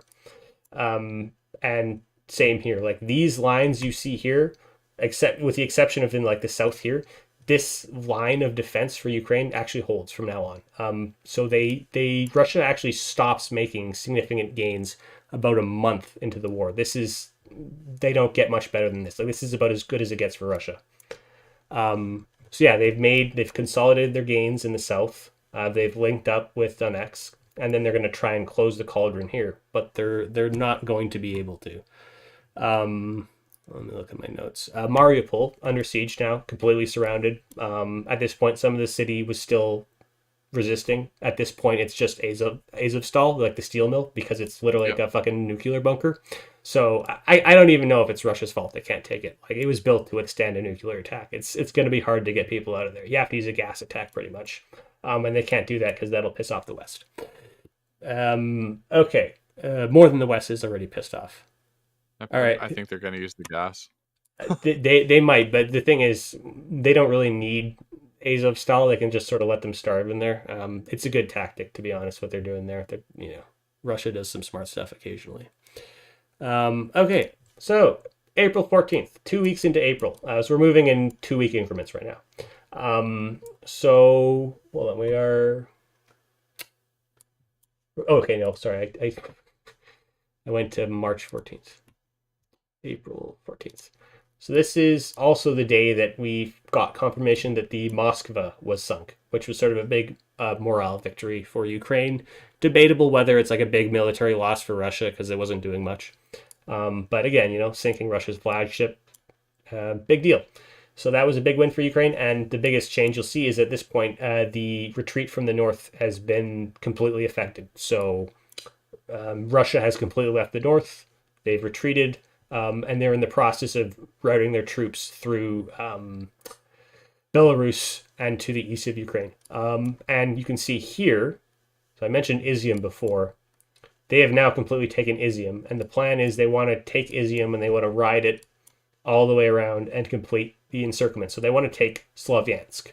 That is like a very important city for Russia to take in order to complete the encirclement. And so you'll see they want to take Slavyansk, and then they also want to take Barvinkove because that is one of the main supply routes into Slavyansk. So you're going to see them trying to push out to here and there, and that's how they're going to meet their objectives here. Just And a side note, I heard that there are some units in Belarus right now, and so Ukraine has been holding back some of its forces in the west because of this. Is that the case? Do you know of? Well, yeah, Ukraine does have those will probably be territorial defense forces. And the situation with Belarus is, I believe because there's significant civil conflict in Belarus. They don't necessarily like being Russian stooges, all the population. So what I heard is that the general or the president, who's a big Putin stooge, basically, he's put in power by him. Lukashenko or something? Lukashenko, yeah, that's the guy. So he ordered his general to invade Ukraine, and the general refused and said, basically, if you give that order, the general refused. He resigned, and he said, if you gave that order, you're going to have like a civil war in your hands. Because the military simply will refuse to do it because they generally have like good relations with Ukraine. They have like cultural, social connections. They don't want to fight them. So that's what I've heard. I don't think Belarus is going to get in the war anytime soon. And if they do, they're kind of a joke, to be honest. So I don't see them doing much.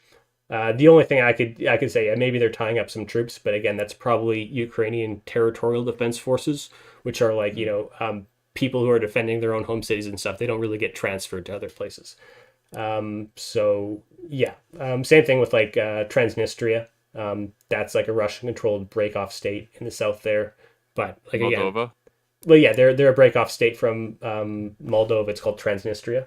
Yeah, I heard about them a couple years ago. Yeah, basically it's Russia's MO is what they do is they go and they cause civil unrest in a country, and then they they want independence, and then they settle their military there, and then they basically. I think with Transnistria, it was a mostly Russian area during the Soviet Union, but it was part of the Moldovan SSR. So when the USSR collapsed, they didn't want to join Moldova because they were actually Russian. Well, they didn't want to join, and then the Russians encouraged them to stay independent over a period of time. Like Russia has military stationed there. Yeah, they have 1,000 troops there, I think. Yeah, it's not a lot, but it's peacekeepers. Peacekeepers. Yeah. Okay, so yeah, Russia has retreated from the north here. Their current objectives at this point, they want to push south into Slavyansk. They want to take Barvinkove, breaking a vital supply line. Basically, if they could take Barvinkove, Slavyansk can't be defended because they can't supply it. So they're going to cut off the supply to that if they can. And if they take Slavyansk, then basically the cauldron begins to close at that point. This reminds me of how the mid-century Germans dealt with the what's that? The big French defensive wall. Is that Oh, they just the went big around it. Yeah, just went around it through Belgium? Kind of reminds me of yeah. that. Well, yeah, and so as you can see, like the Russians have been, they have like a few breakouts here. They have like a little section of ground here, a little section of ground here, but mostly, this Ukrainian defensive line has held. So that is 14th of April.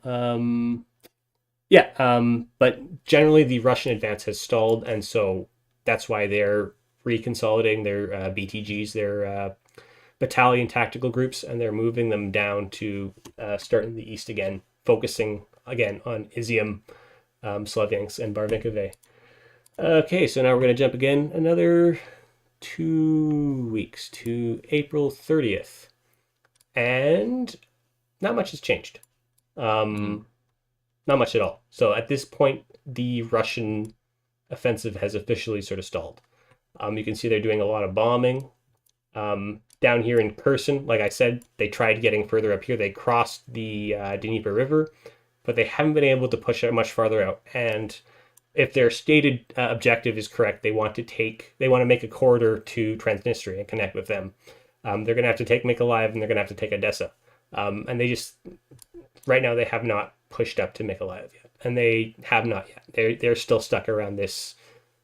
These lines don't really change from this point on. I've heard that in Odessa they have some sort of like landing ships that they just haven't used because they're worried about hitting mines or something. Okay, if Russia tries to use their landing ships in Odessa, it's going to be a fucking massacre. Odessa has prepared very well for that eventuality. They would all get killed on the beach. They wouldn't get anywhere. It would be fun to watch. I hope they do it, but they're not going to be effective. And I assume that Russia probably won't land the troops unless they've pretty much already taken the city. Yeah, probably not going to happen. But yeah, And I know that Romania is supporting them near Odessa, like they're sending stuff over the border there. I'd wonder if like the Russians would take that southern area, just like south of Odessa, like southwest. um, Um, I guess they won't. well, the problem is Ukraine probably has coastal defenses set up all along there. Yeah. And then what they have done is that I believe they tried and failed, I think, to take out the bridge between Romania and Odessa to stop the supplies coming in. For whatever reason, they weren't able to destroy it. They damaged it, but it wasn't destroyed. So yeah, they tried to do that. Didn't seem to work. But yeah, so basically the map you're looking at now is the map it is today, with the exception of some small advances up here near Izium. We're at 30th of April, which is actually really close to today. Yeah, but basically the only advances Russia has made in about 2 weeks is some very small advances around Slavyansk. So they haven't been able to take Barvinkove. They haven't been able to cut that supply line. This has been stagnant for a while now. They haven't gone any further. Stiff Ukrainian resistance has kept them there. And they're trying to form like a little mini encirclement here, but they took the town of Zarinche, and I believe there was also, they took the town of Lyman. Ukraine retreated and blew a bridge over here. So they're making slow progress. They were making slow progress. The last 2 days, they haven't made any progress at all. And they didn't even try to do any advances today. They just sat back and shelled. So yeah, this is the map as it stands. And basically their offensive is stalled everywhere. And there have been the Russians are actually in the defensive around Kherson and around Kharkiv. You'll see all these little blue flags. That means Ukraine has recaptured stuff. So Ukraine has been seeing the most success near Kharkiv. It's limited success.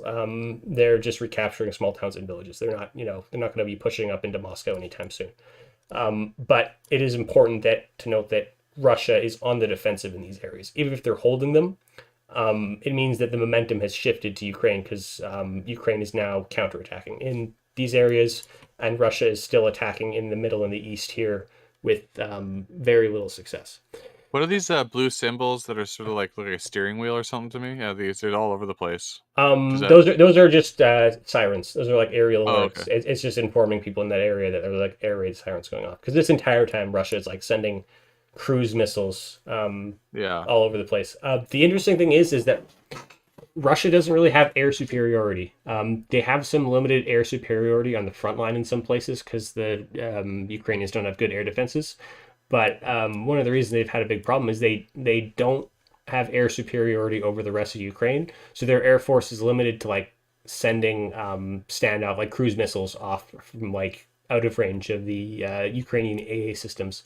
It's not the ghost of Kiev. It's just that Ukraine has a lot Yeah, of yeah. anti-air systems, and Russia unfortunately has invested in a lot of very flashy equipment, and they didn't invest in like seed capabilities, which is suppression of enemy air defense. That's something the U.S. has heavily invested in. It's basically specialized fighters that go out and bait out like the enemy anti-air into using their radar, and then they launch anti-radiation missiles which lock onto the radar and will destroy the missiles or the anti-air equipment. Interesting. Because Russia didn't invest heavily in that, they have very limited capabilities, and so they have been unable to destroy Ukrainian anti-air defense, which means they are unable to 2 months into the war have air superiority. You look at Iraq, the U.S. had the first thing they did was got air superiority, and then everything else came from that. So I would say that is like almost the biggest failure of the Russian military is their incapability to get air superiority. Because if they had free reign to fly over Ukraine, they could bomb every single Western convoy of equipment coming in. They could bomb whatever they want, but they can't. So that's causing them a lot of problems. So, what do you think the odds are of, like, say, Ukraine pushing north? Say, if they push north, say, no, not I guess to Russia, right? Maybe not maybe towards Moscow, but not all the way. What are the odds? Do you think they'll try to do something like that to Um, get I, some sort of put them back on their heels? I don't think there's a good chance that maybe after they've like pushed Russia out of their territory entirely. Seems very unlikely, especially since Ukraine is basically being fed tactical and strategic advice by NATO, and NATO doesn't want like escalation with Russia. What Ukraine has been doing is they've been very cheeky about like sending helicopters and drones over the border and striking. You can see one right here. Yeah. Oil depots. So they've been hitting a number of oil depots. I hit one in Bryansk a while ago. Ammo depots, production facilities, that kind of anything in range. They've been hitting with like cruise missiles, low cover, like low altitude helicopter raids, drone strikes. And so far, Russian air defense has been kind of dismal because they didn't stop the helicopters from infiltrating their territory. They didn't stop like two Bayraktar drones from getting in there. So Russian AA has not been great. Russian technology in general has been kind of showing itself to be a bit of fucking garbage, to be honest. Yeah. I went to Russia in 2005. Have a cup. I went to Moscow and St. Petersburg. Yeah. I have a bunch of Russian friends. They seem to be mostly against the conflict. They're they're mostly just against war in general. They don't really Yeah. say certain things because they don't want to get in trouble. Um, but yeah, it's interesting seeing from their point of view. Though they haven't posted a lot on Instagram since it started. Well, no, I mean the Russians. You get arrested for speaking out against the war, just flat out. You can't speak out against it at all. You can't even like hold a sign in protest. You get arrested right away. So yeah, Russian state media has cracked down a lot. It's a totally different culture. It's not like here at all. It's very different. Yeah. They were starting to liberalize, but then they decided to go the other way, and it's not going very well for them in my opinion. But like as a general tactical analysis of the moment and like a projection of the future, I can tell you a bit more. So like I said, they've deployed about 75% of their active maneuver forces. So that means that they're having a really hard time replacing their losses. And just by nature of being on the offensive for so long, Russia will have taken probably significantly more losses than Ukraine. Generally, the ratio when it comes to attacker/defender, generally throughout 3 to history, 1. yeah, 3-1. So the estimates I've heard have been floating around about 20,000 Russian dead. That sounds about right. It could be a bit lower, it could be a bit higher. But basically, they've lost at this point probably about through death and injury, they've probably lost almost about 40% of their original invasion force of like 190,000, and they're going to have a really hard time replacing them, which is why their offensive is stalled, because they just simply don't have, if they had the troops to do it, they could. So yeah, they've deployed 75% of their active maneuver forces. They're having a lot of trouble replacing them, which is why a lot of people are worried about general mobilization, which would basically mean that they're transitioning to like war economy and they start conscripting people. Because as of yet, they have tried to avoid sending conscripts in. It's mostly been their like professional military. And Um, what do you think for Donetsk and Luhansk? Do you think that they're going to, like, let's say in the end, do you think they're going to end up being independent, or do you think? I the thing is that Russia is not, they talk a big game about being for those people, but you have to remember, so they incited the civil unrest that created those regions, and they funded but to be honest, their military has been in the region. The Russian military has been fighting Ukraine since 2014. So they have been keeping the civil war in there ongoing, and that's why it hasn't really gone anywhere because Ukraine has been fighting Russia in the Donbass for the last 8 years or whatever. So yeah, they've kept that conflict ongoing. They've funded the separatists and whatnot, so they've made sure that the war doesn't end. And they have also been conscripting people from those regions because they're not really Russia, from what I've heard, and more or less poorly equipping them and using them as cannon fodder. And then the plan is they basically will replace them with ethnic Russians later on, real ethnic Russians. So I'm not sure how much of the population of that area is going to be left by the end of the war because they're basically being thrown into the meat grinder. I heard Um, a lot already moved across to the Russian side of the border. yeah, that's definitely what I would have done. And if I was Russia and I had been like concerned about the well being of those people, I would have just evacuated them all. Yeah. Because it's not like Russia needs people, right? They're in demographic collapse. So okay, yeah, so we don't know the exact number of their losses, but again, can't be good, especially based on the visual confirmed evidence of their vehicles. They've lost about 600 confirmed tanks, which is quite a bit, especially since Russia doesn't have a lot of tank. They can't make high tech tanks in great numbers. So they have like the T-14, which is their super tank. They've made like 4 of them prototypes, and this is like a pretty consistent thing in Russian military. They will make a airplane or a tank or a military vehicle that looks really cool to show off on their parade, and then they can only afford to make 4 of them. So yeah, Russia has not been able to use their most modern equipment because they don't have any significant numbers of it, unfortunately. So we don't know the extent of Ukrainian losses. They're probably pretty high, just because there's been a hardware disadvantage so far. Russia has way more tanks, artillery, that kind of stuff. But they can't be that bad because I know for a fact from talking to my brother that morale is good. And Russia hasn't made any big breakthroughs. So, if the Ukrainians were collapsing, Russia would have made breakthroughs, which they haven't. Your brother's fighting over there, or? I can't talk too much about what he's doing. He has Okay. not fought yet. He is in the next week due to be deployed, I believe. He's been training and getting into the right area. It is like still, it's like a logistical nightmare on both sides. Like Ukraine is obviously having a little bit of trouble. I heard people weren't getting paid or something at some point. Well, it's like it is volunteer. It's mostly volunteers. It depends. Like there's a number of different ways. So there was the initial the Reddit battalion, the volunteers, where they just took basically anyone and then they paid them like shit. But then I think most of those got like fucking hit by a cruise missile, and then like the survivors, because there was like the early phase of the war where it was a bunch of like idiots who'd never been in a war who just wanted to go and like fight against like Sauron or something. Yeah. Dumbledore's army, and then they got hit by Russian cruise missiles, and they're like, "Oh shit, we're not the Americans in this conflict. We're like the fucking Taliban. We're getting nuked from the air." They're posting like pictures, right? Yeah, On no, Reddit. the That was an embarrassment. My brother's a professional soldier. He's with professional military. He's embedded in the Ukrainian military. He's not part of like the Foreign Legion. He's directly involved in that, and that seems to be the direction that they're headed. Is like having certain integrated foreign battalions where they take like veteran fighters and then they put them in like a Ukrainian special ops squad. Hmm. So yeah, I don't even know where he is or really where he's going because it's safer that way. But Yeah, yeah, no, for sure. That's OPSEC or whatever. yeah, like the last thing I want to do is like fucking get him killed. So yeah, Just choose an area where he isn't, and then say he's there. he's not anywhere in Ukraine. He's in Moscow right now.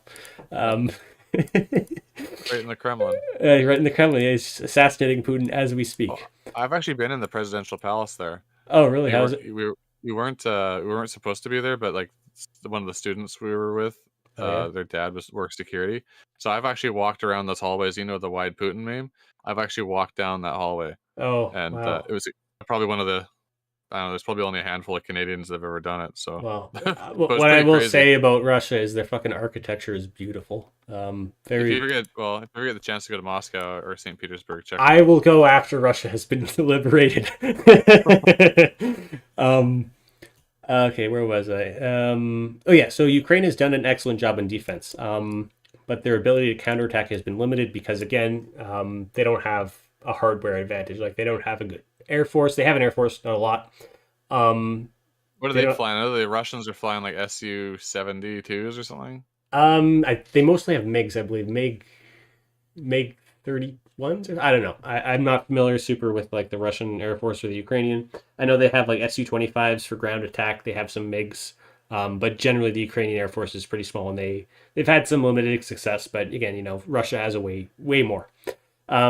So yeah, they have been having a hard time doing counterattacks because they don't have the hardware.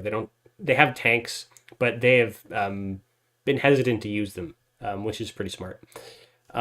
But we will probably see that change in about the next month. And there are a couple of reasons why. So like I said, not looking good for Russia. If they had the manpower or the hardware to make a breakthrough, they would have done it by now. They haven't been able to. And based on their current stated objectives to link up to Transnistria, that's just not going to happen. It's impossible. The Russians don't have enough forces in the area. How long can the Luhansk, Donetsk line on the Ukrainian side, like how long do you think they can hold out for if they're getting Uh, consistently shelled? well, I mean, the thing is, it's devolved to trench warfare, and Russian artillery simply isn't really accurate enough to take them out. Russia's going to run out of shells before they like we saw it in World War One. They would launch like literally 2 million shells, and then the troops would be fine. So just the Yeah. nature of trenches is they're very good at protecting infantry from artillery, and Russia can't really use their air force, and they've been unable to use like their artillery is really outdated, like everything else in their army. The new U.S. and like French artillery pieces that are getting shipped into Ukraine right now, the Russians do have some pieces that can go out to about 40 kilometers. Most of them are older and they go out to about 30. Accuracy is not good. The new ones going in there, depending on the shell that they use, they range from either like 45 to 80 kilometers in range, and they can Mm. shoot a guided shell, which is like it's called the Excalibur, 80 kilometers, and it's guided. So as soon as those get to the front and start being used, um, Russia's going to be in trouble because they rely heavily on their artillery. And Ukraine has been very good at their use of artillery so far, in combination with like civilian drones and all this other sort of stuff. Because again, Ukraine for the last 8 years has been trained using like NATO tactics and doctrine. So logistically and sort of like structurally, they're much more efficient than the Russians, who are still sort of struggling out of that Cold War communist system, which is really fucking shit. Uh, Other big things to note: the 2 weeks into May, the first wave of mobilized reservists from Ukraine will complete their training and can be deployed. So that means that Ukraine is about to get a massive boost in manpower here. And all those guys will be decked out with the latest NATO weapons and equipment. the switchblade drones. They'll be having, everyone will have a fucking RPG. They'll have the armored vehicles, the artillery. So that in about 2 weeks is probably 2 to 3 weeks is when we will see Ukraine begin the counteroffensive in force. So currently, we're going to see probably a stalemate for the next 2 3 weeks until Ukraine's first wave of reservists arrives, and then they're going to start pushing back against Russia in force. And then we will see whether Ukraine can pull off a counteroffensive. It's do you have a Telegram? I do not. I found this Telegram called Intel Slava Z. Oh, Jesus Christ. So I'm curious. I just keep an eye. I like to keep an eye on everything, see like which propaganda comes out true. Yeah. This one seems to be kind of shit, but they have a lot of footage of like captured NATO missile launchers and stuff, and Yeah, well, uh, that is true to an extent. So obviously, by nature of Russia being on the advancing side, they will occasionally capture Ukrainian stuff. The issue with that is Russia naturally being deceptive little bastards. Frequently, what they will do is they will take basically the way these javelins work is they come in tubes. They come with the launcher and the rocket together, shipped yeah, most times. So a lot of times, what the Ukrainians will do is they'll literally fire the rocket and they'll leave the tube. So a lot of those pictures you'll see are probably just the tubes. If you look carefully, you can notice there's no rocket inside. So again, like Ukraine has the infinite money cheat, they don't really care about the tubes. They'll just abandon them so they can run away faster after hitting a tank. And then there obviously have been some cases where javelins have been captured. But the thing is, like, this is 80s tech. This is not advanced tech. So Russia is not going to be able to like reverse engineer anything from it. And yeah, so it's great, I guess, that they can capture them. But the other thing they do is if you see a lot of it, there's been quite a few cases where they've been caught like reusing the same weapons captured over and over again. There was a case where they shot down a Bayraktar drone and then they put it in two different locations and claimed it was different drones. Like Russia does a lot of sneaky stuff like that.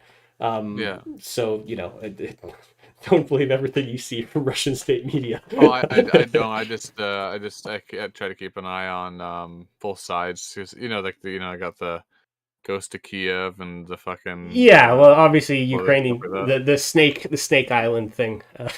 Oh yeah, Snake Island. Yeah, that was pretty stupid too. But but I haven't seen much since of that from that side. So Yeah, it well, the, just the the Ukrainians have early generally fears. been more reliable, but the thing is, like, there's also I find like the UK and US like intelligence analysis on it usually a lot more accurate. And I don't think they've been caught making any lies as of yet. The Buka thing I think might be. I'm just not sure yet, but So I with have a the suspicion on it. Well, the thing with the Buka thing is I have looked into it. So there was drone footage taken of a Russian BTR firing on a cyclist, which ended up you can look at the body that was killed in that drone video, and you can look at it and you can tell it's one of the bodies found in the street. So at least that is proof that there was some civilians being killed. We don't know if it was deliberate, accidental, but there's at least one confirmed to be killed by Russia. And then there is the satellite photos, which date all the bodies. They start appearing while Russia was still in control, and they appear over a period of several weeks. Now, obviously, it's possible that the satellite photos could be faked, or they could have just swapped the dates around. But my suspicion is that you can probably tell just based on like the weather and the angle of the sun and what you could probably tell whether these satellite photos are legit, and you could probably go and verify through like, was this satellite over this position at this day?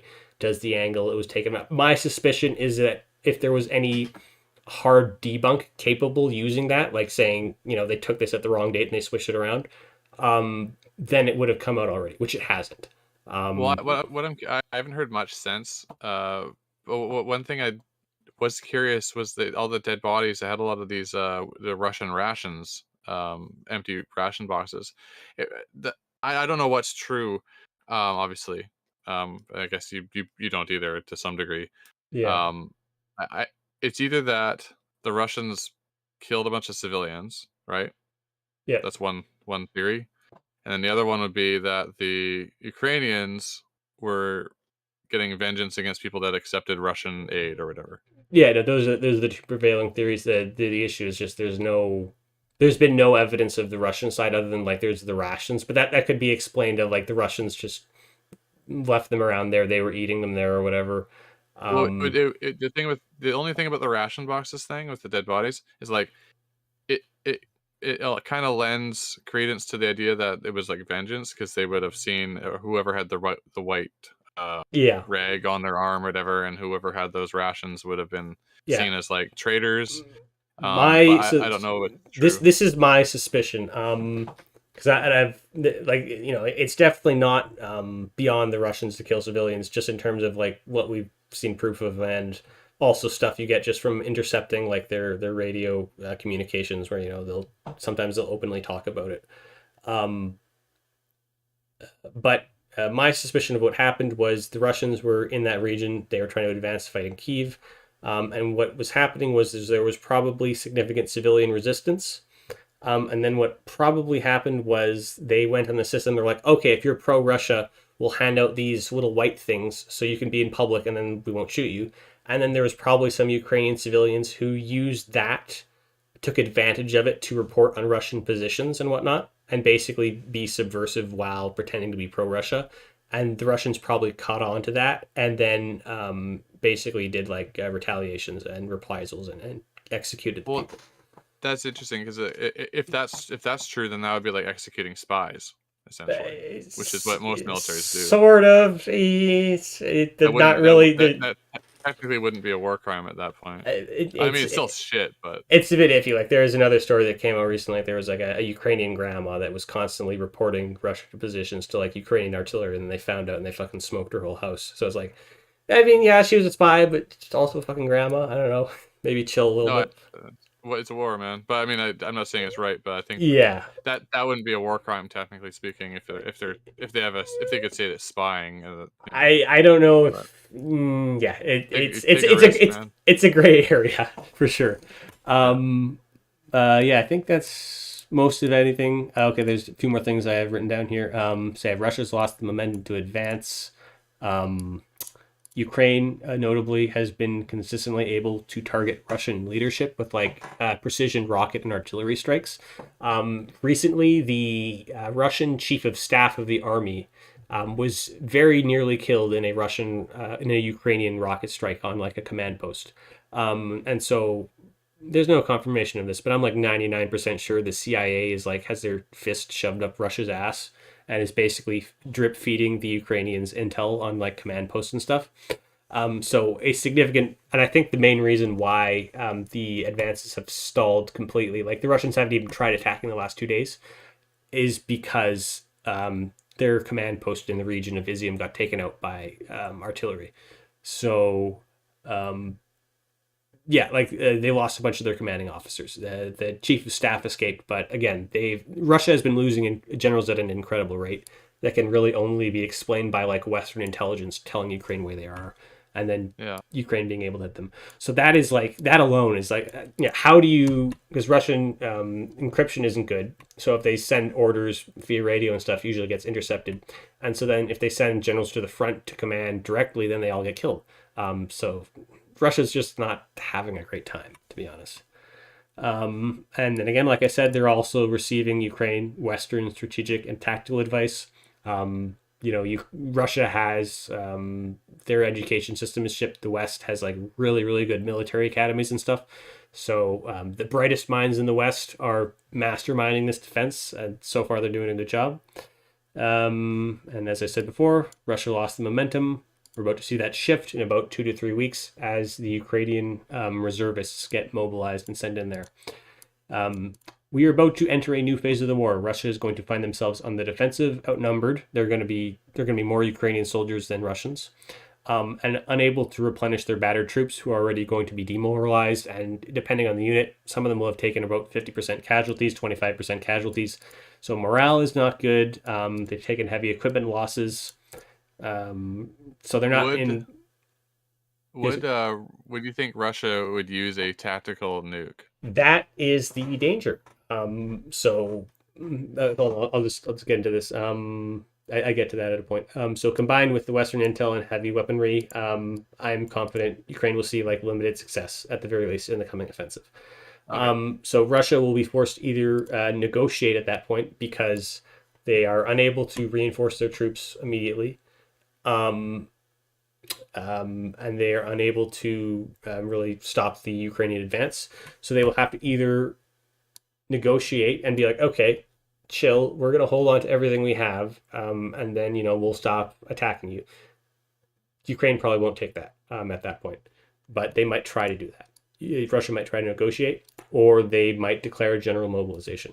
At which point, in my opinion, a war with NATO becomes inevitable. Because if they do general mobilization, it means Putin has decided that Russia, this war is like integral to the security of Russia. Like if Russia doesn't win this war, they're going to die. And so then Russia will transition into a war economy. It won't solve their problems in the short term. And it won't solve a lot of their problems, but it'll mean they can get a whole lot more manpower there in about, I don't know, 6 months, a year. But I don't know if that's going to be like, but that's like a future thing. But basically, what would happen then, nobody can know. But it means that Russia has shown the intent that they're going to fight to the death over this. And then at that point, they would probably end up using tactical nukes if they aren't winning with their general mobilization.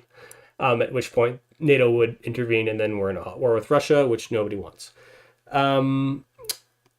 So that's the possibility. You think NATO would actually intervene like in a hot war? They would if Russia started using nukes. Because the fact is, if Russia is this desperate, then basically what it means, more or less, I've listened to a lot of people talk about this.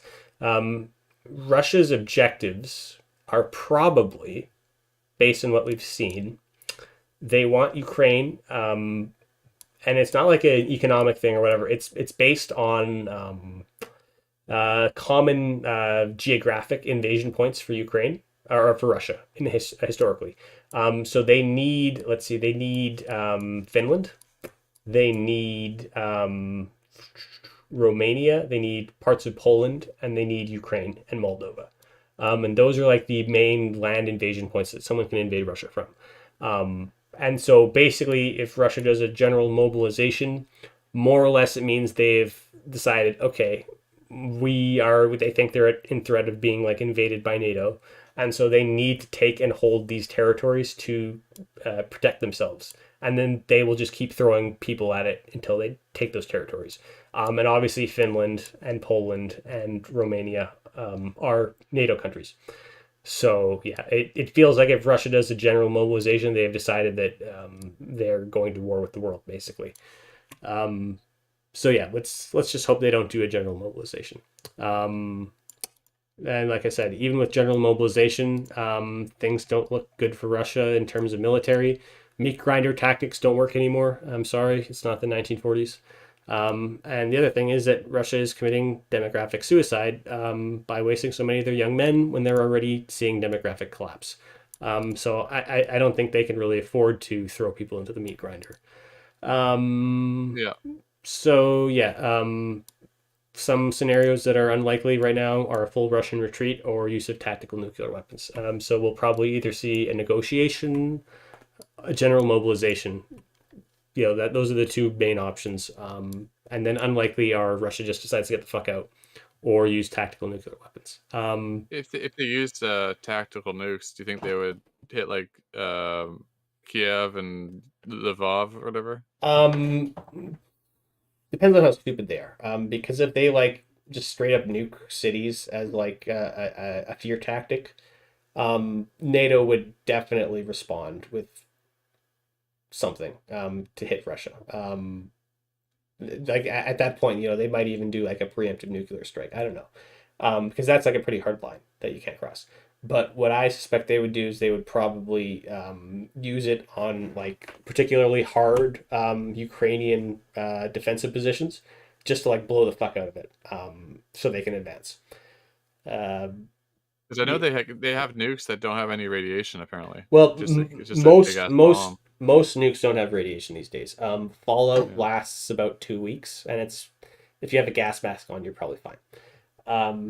So yeah, the whole like Fallout thing ruining the world is a bit exaggerated.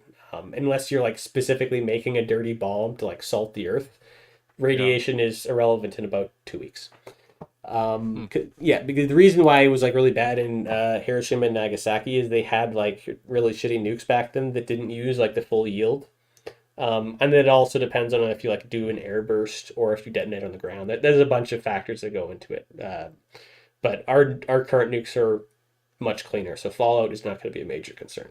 But if the nukes hit, stay inside for 2 weeks, basically. Is there anything else?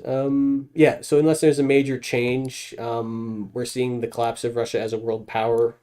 There's not really any win scenarios for them. They can't they can't advance right now. They don't have enough men. Um, if they commit more men with the general mobilization, they're going to run into the meat grinder because they'll be poorly trained, poorly equipped, and they won't have solved any of their systemic issues. And again, NATO will just keep escalating the support. So there's honestly, there's not a win condition for Russia right now. The best they can hope is like to destroy the West in nuclear hellfire. And nobody wins in that. So yeah, it's all sorts of fucked right now. But that's the situation generally. Oh, very interesting. That was a very nice presentation. Thank you. Yeah, I've sort of been obsessed about this since it happened. So That's good. It's nice to have a nice detail. Obviously you have a bias and whatnot, but I mean, yeah. like it's fine. I get it. Well, Um, I do try and find like independent sources. I'm not just getting this from CNN and whatnot. no, I know. Obviously, I yeah, think what you said was everything you basically said was I consider trustworthy for the yeah. most part. Yeah. There's obviously stuff we don't know, Well, the main thing is but like we don't know like the Russian losses or the Ukrainian losses because neither side will admit that because it's bad for fog morale. of fog of war, right? Well, yeah, honestly, we probably don't even know. They probably don't even know how many troops they've lost on both sides. But if So you want to see something like totally biased, check out the Intel Slava Z I on. I've seen lots of stuff they put out. Trust me, they're a bit Oh of yeah, a but meme. They're okay, pretty funny. they're brutal. Well, my favorite thing was like the maps that the Russians were putting out initially, and then they took over like half of Ukraine in the Russian maps, and they're like, oh my god, we have all of Ukraine, and then They tell them they have nothing. well, yeah, and then basically the map didn't change while they continually claimed great victories and advances, and then eventually they had to like sort of scale the map back. And Yeah, then the other funny stuff is like Russia claiming they've destroyed like 200% of Ukraine's tank inventory and like 300% of their drones and 400% of their air force, and they keep destroying never-ending more. money So cheat. yeah, it's just they keep blowing up more of them. So yeah, well, I think that's about it. Yeah, that's all I have really. I think it was a good conversation. I didn't end up yelling at you like I did with AA. So I'm improving. I can do better. Well, So I think it was like the thing is I wasn't going in as I'm not coming into this as like to have a conflict. yeah. Um, I was asking questions and bringing up points, but um, I just don't Well, see the this point. is constructive dialogue, which is what I would ideal like. But I also do enjoy the screaming matches, so I can get a bit of a hand sometimes. But I'm glad that we managed to keep it civil, which was my intention going into the conversation with AA, but that did not work out. Yeah, sometimes it's hard. He's not too he even admits himself he's not very good at the debate thing. He's Hmm. more in the discussion.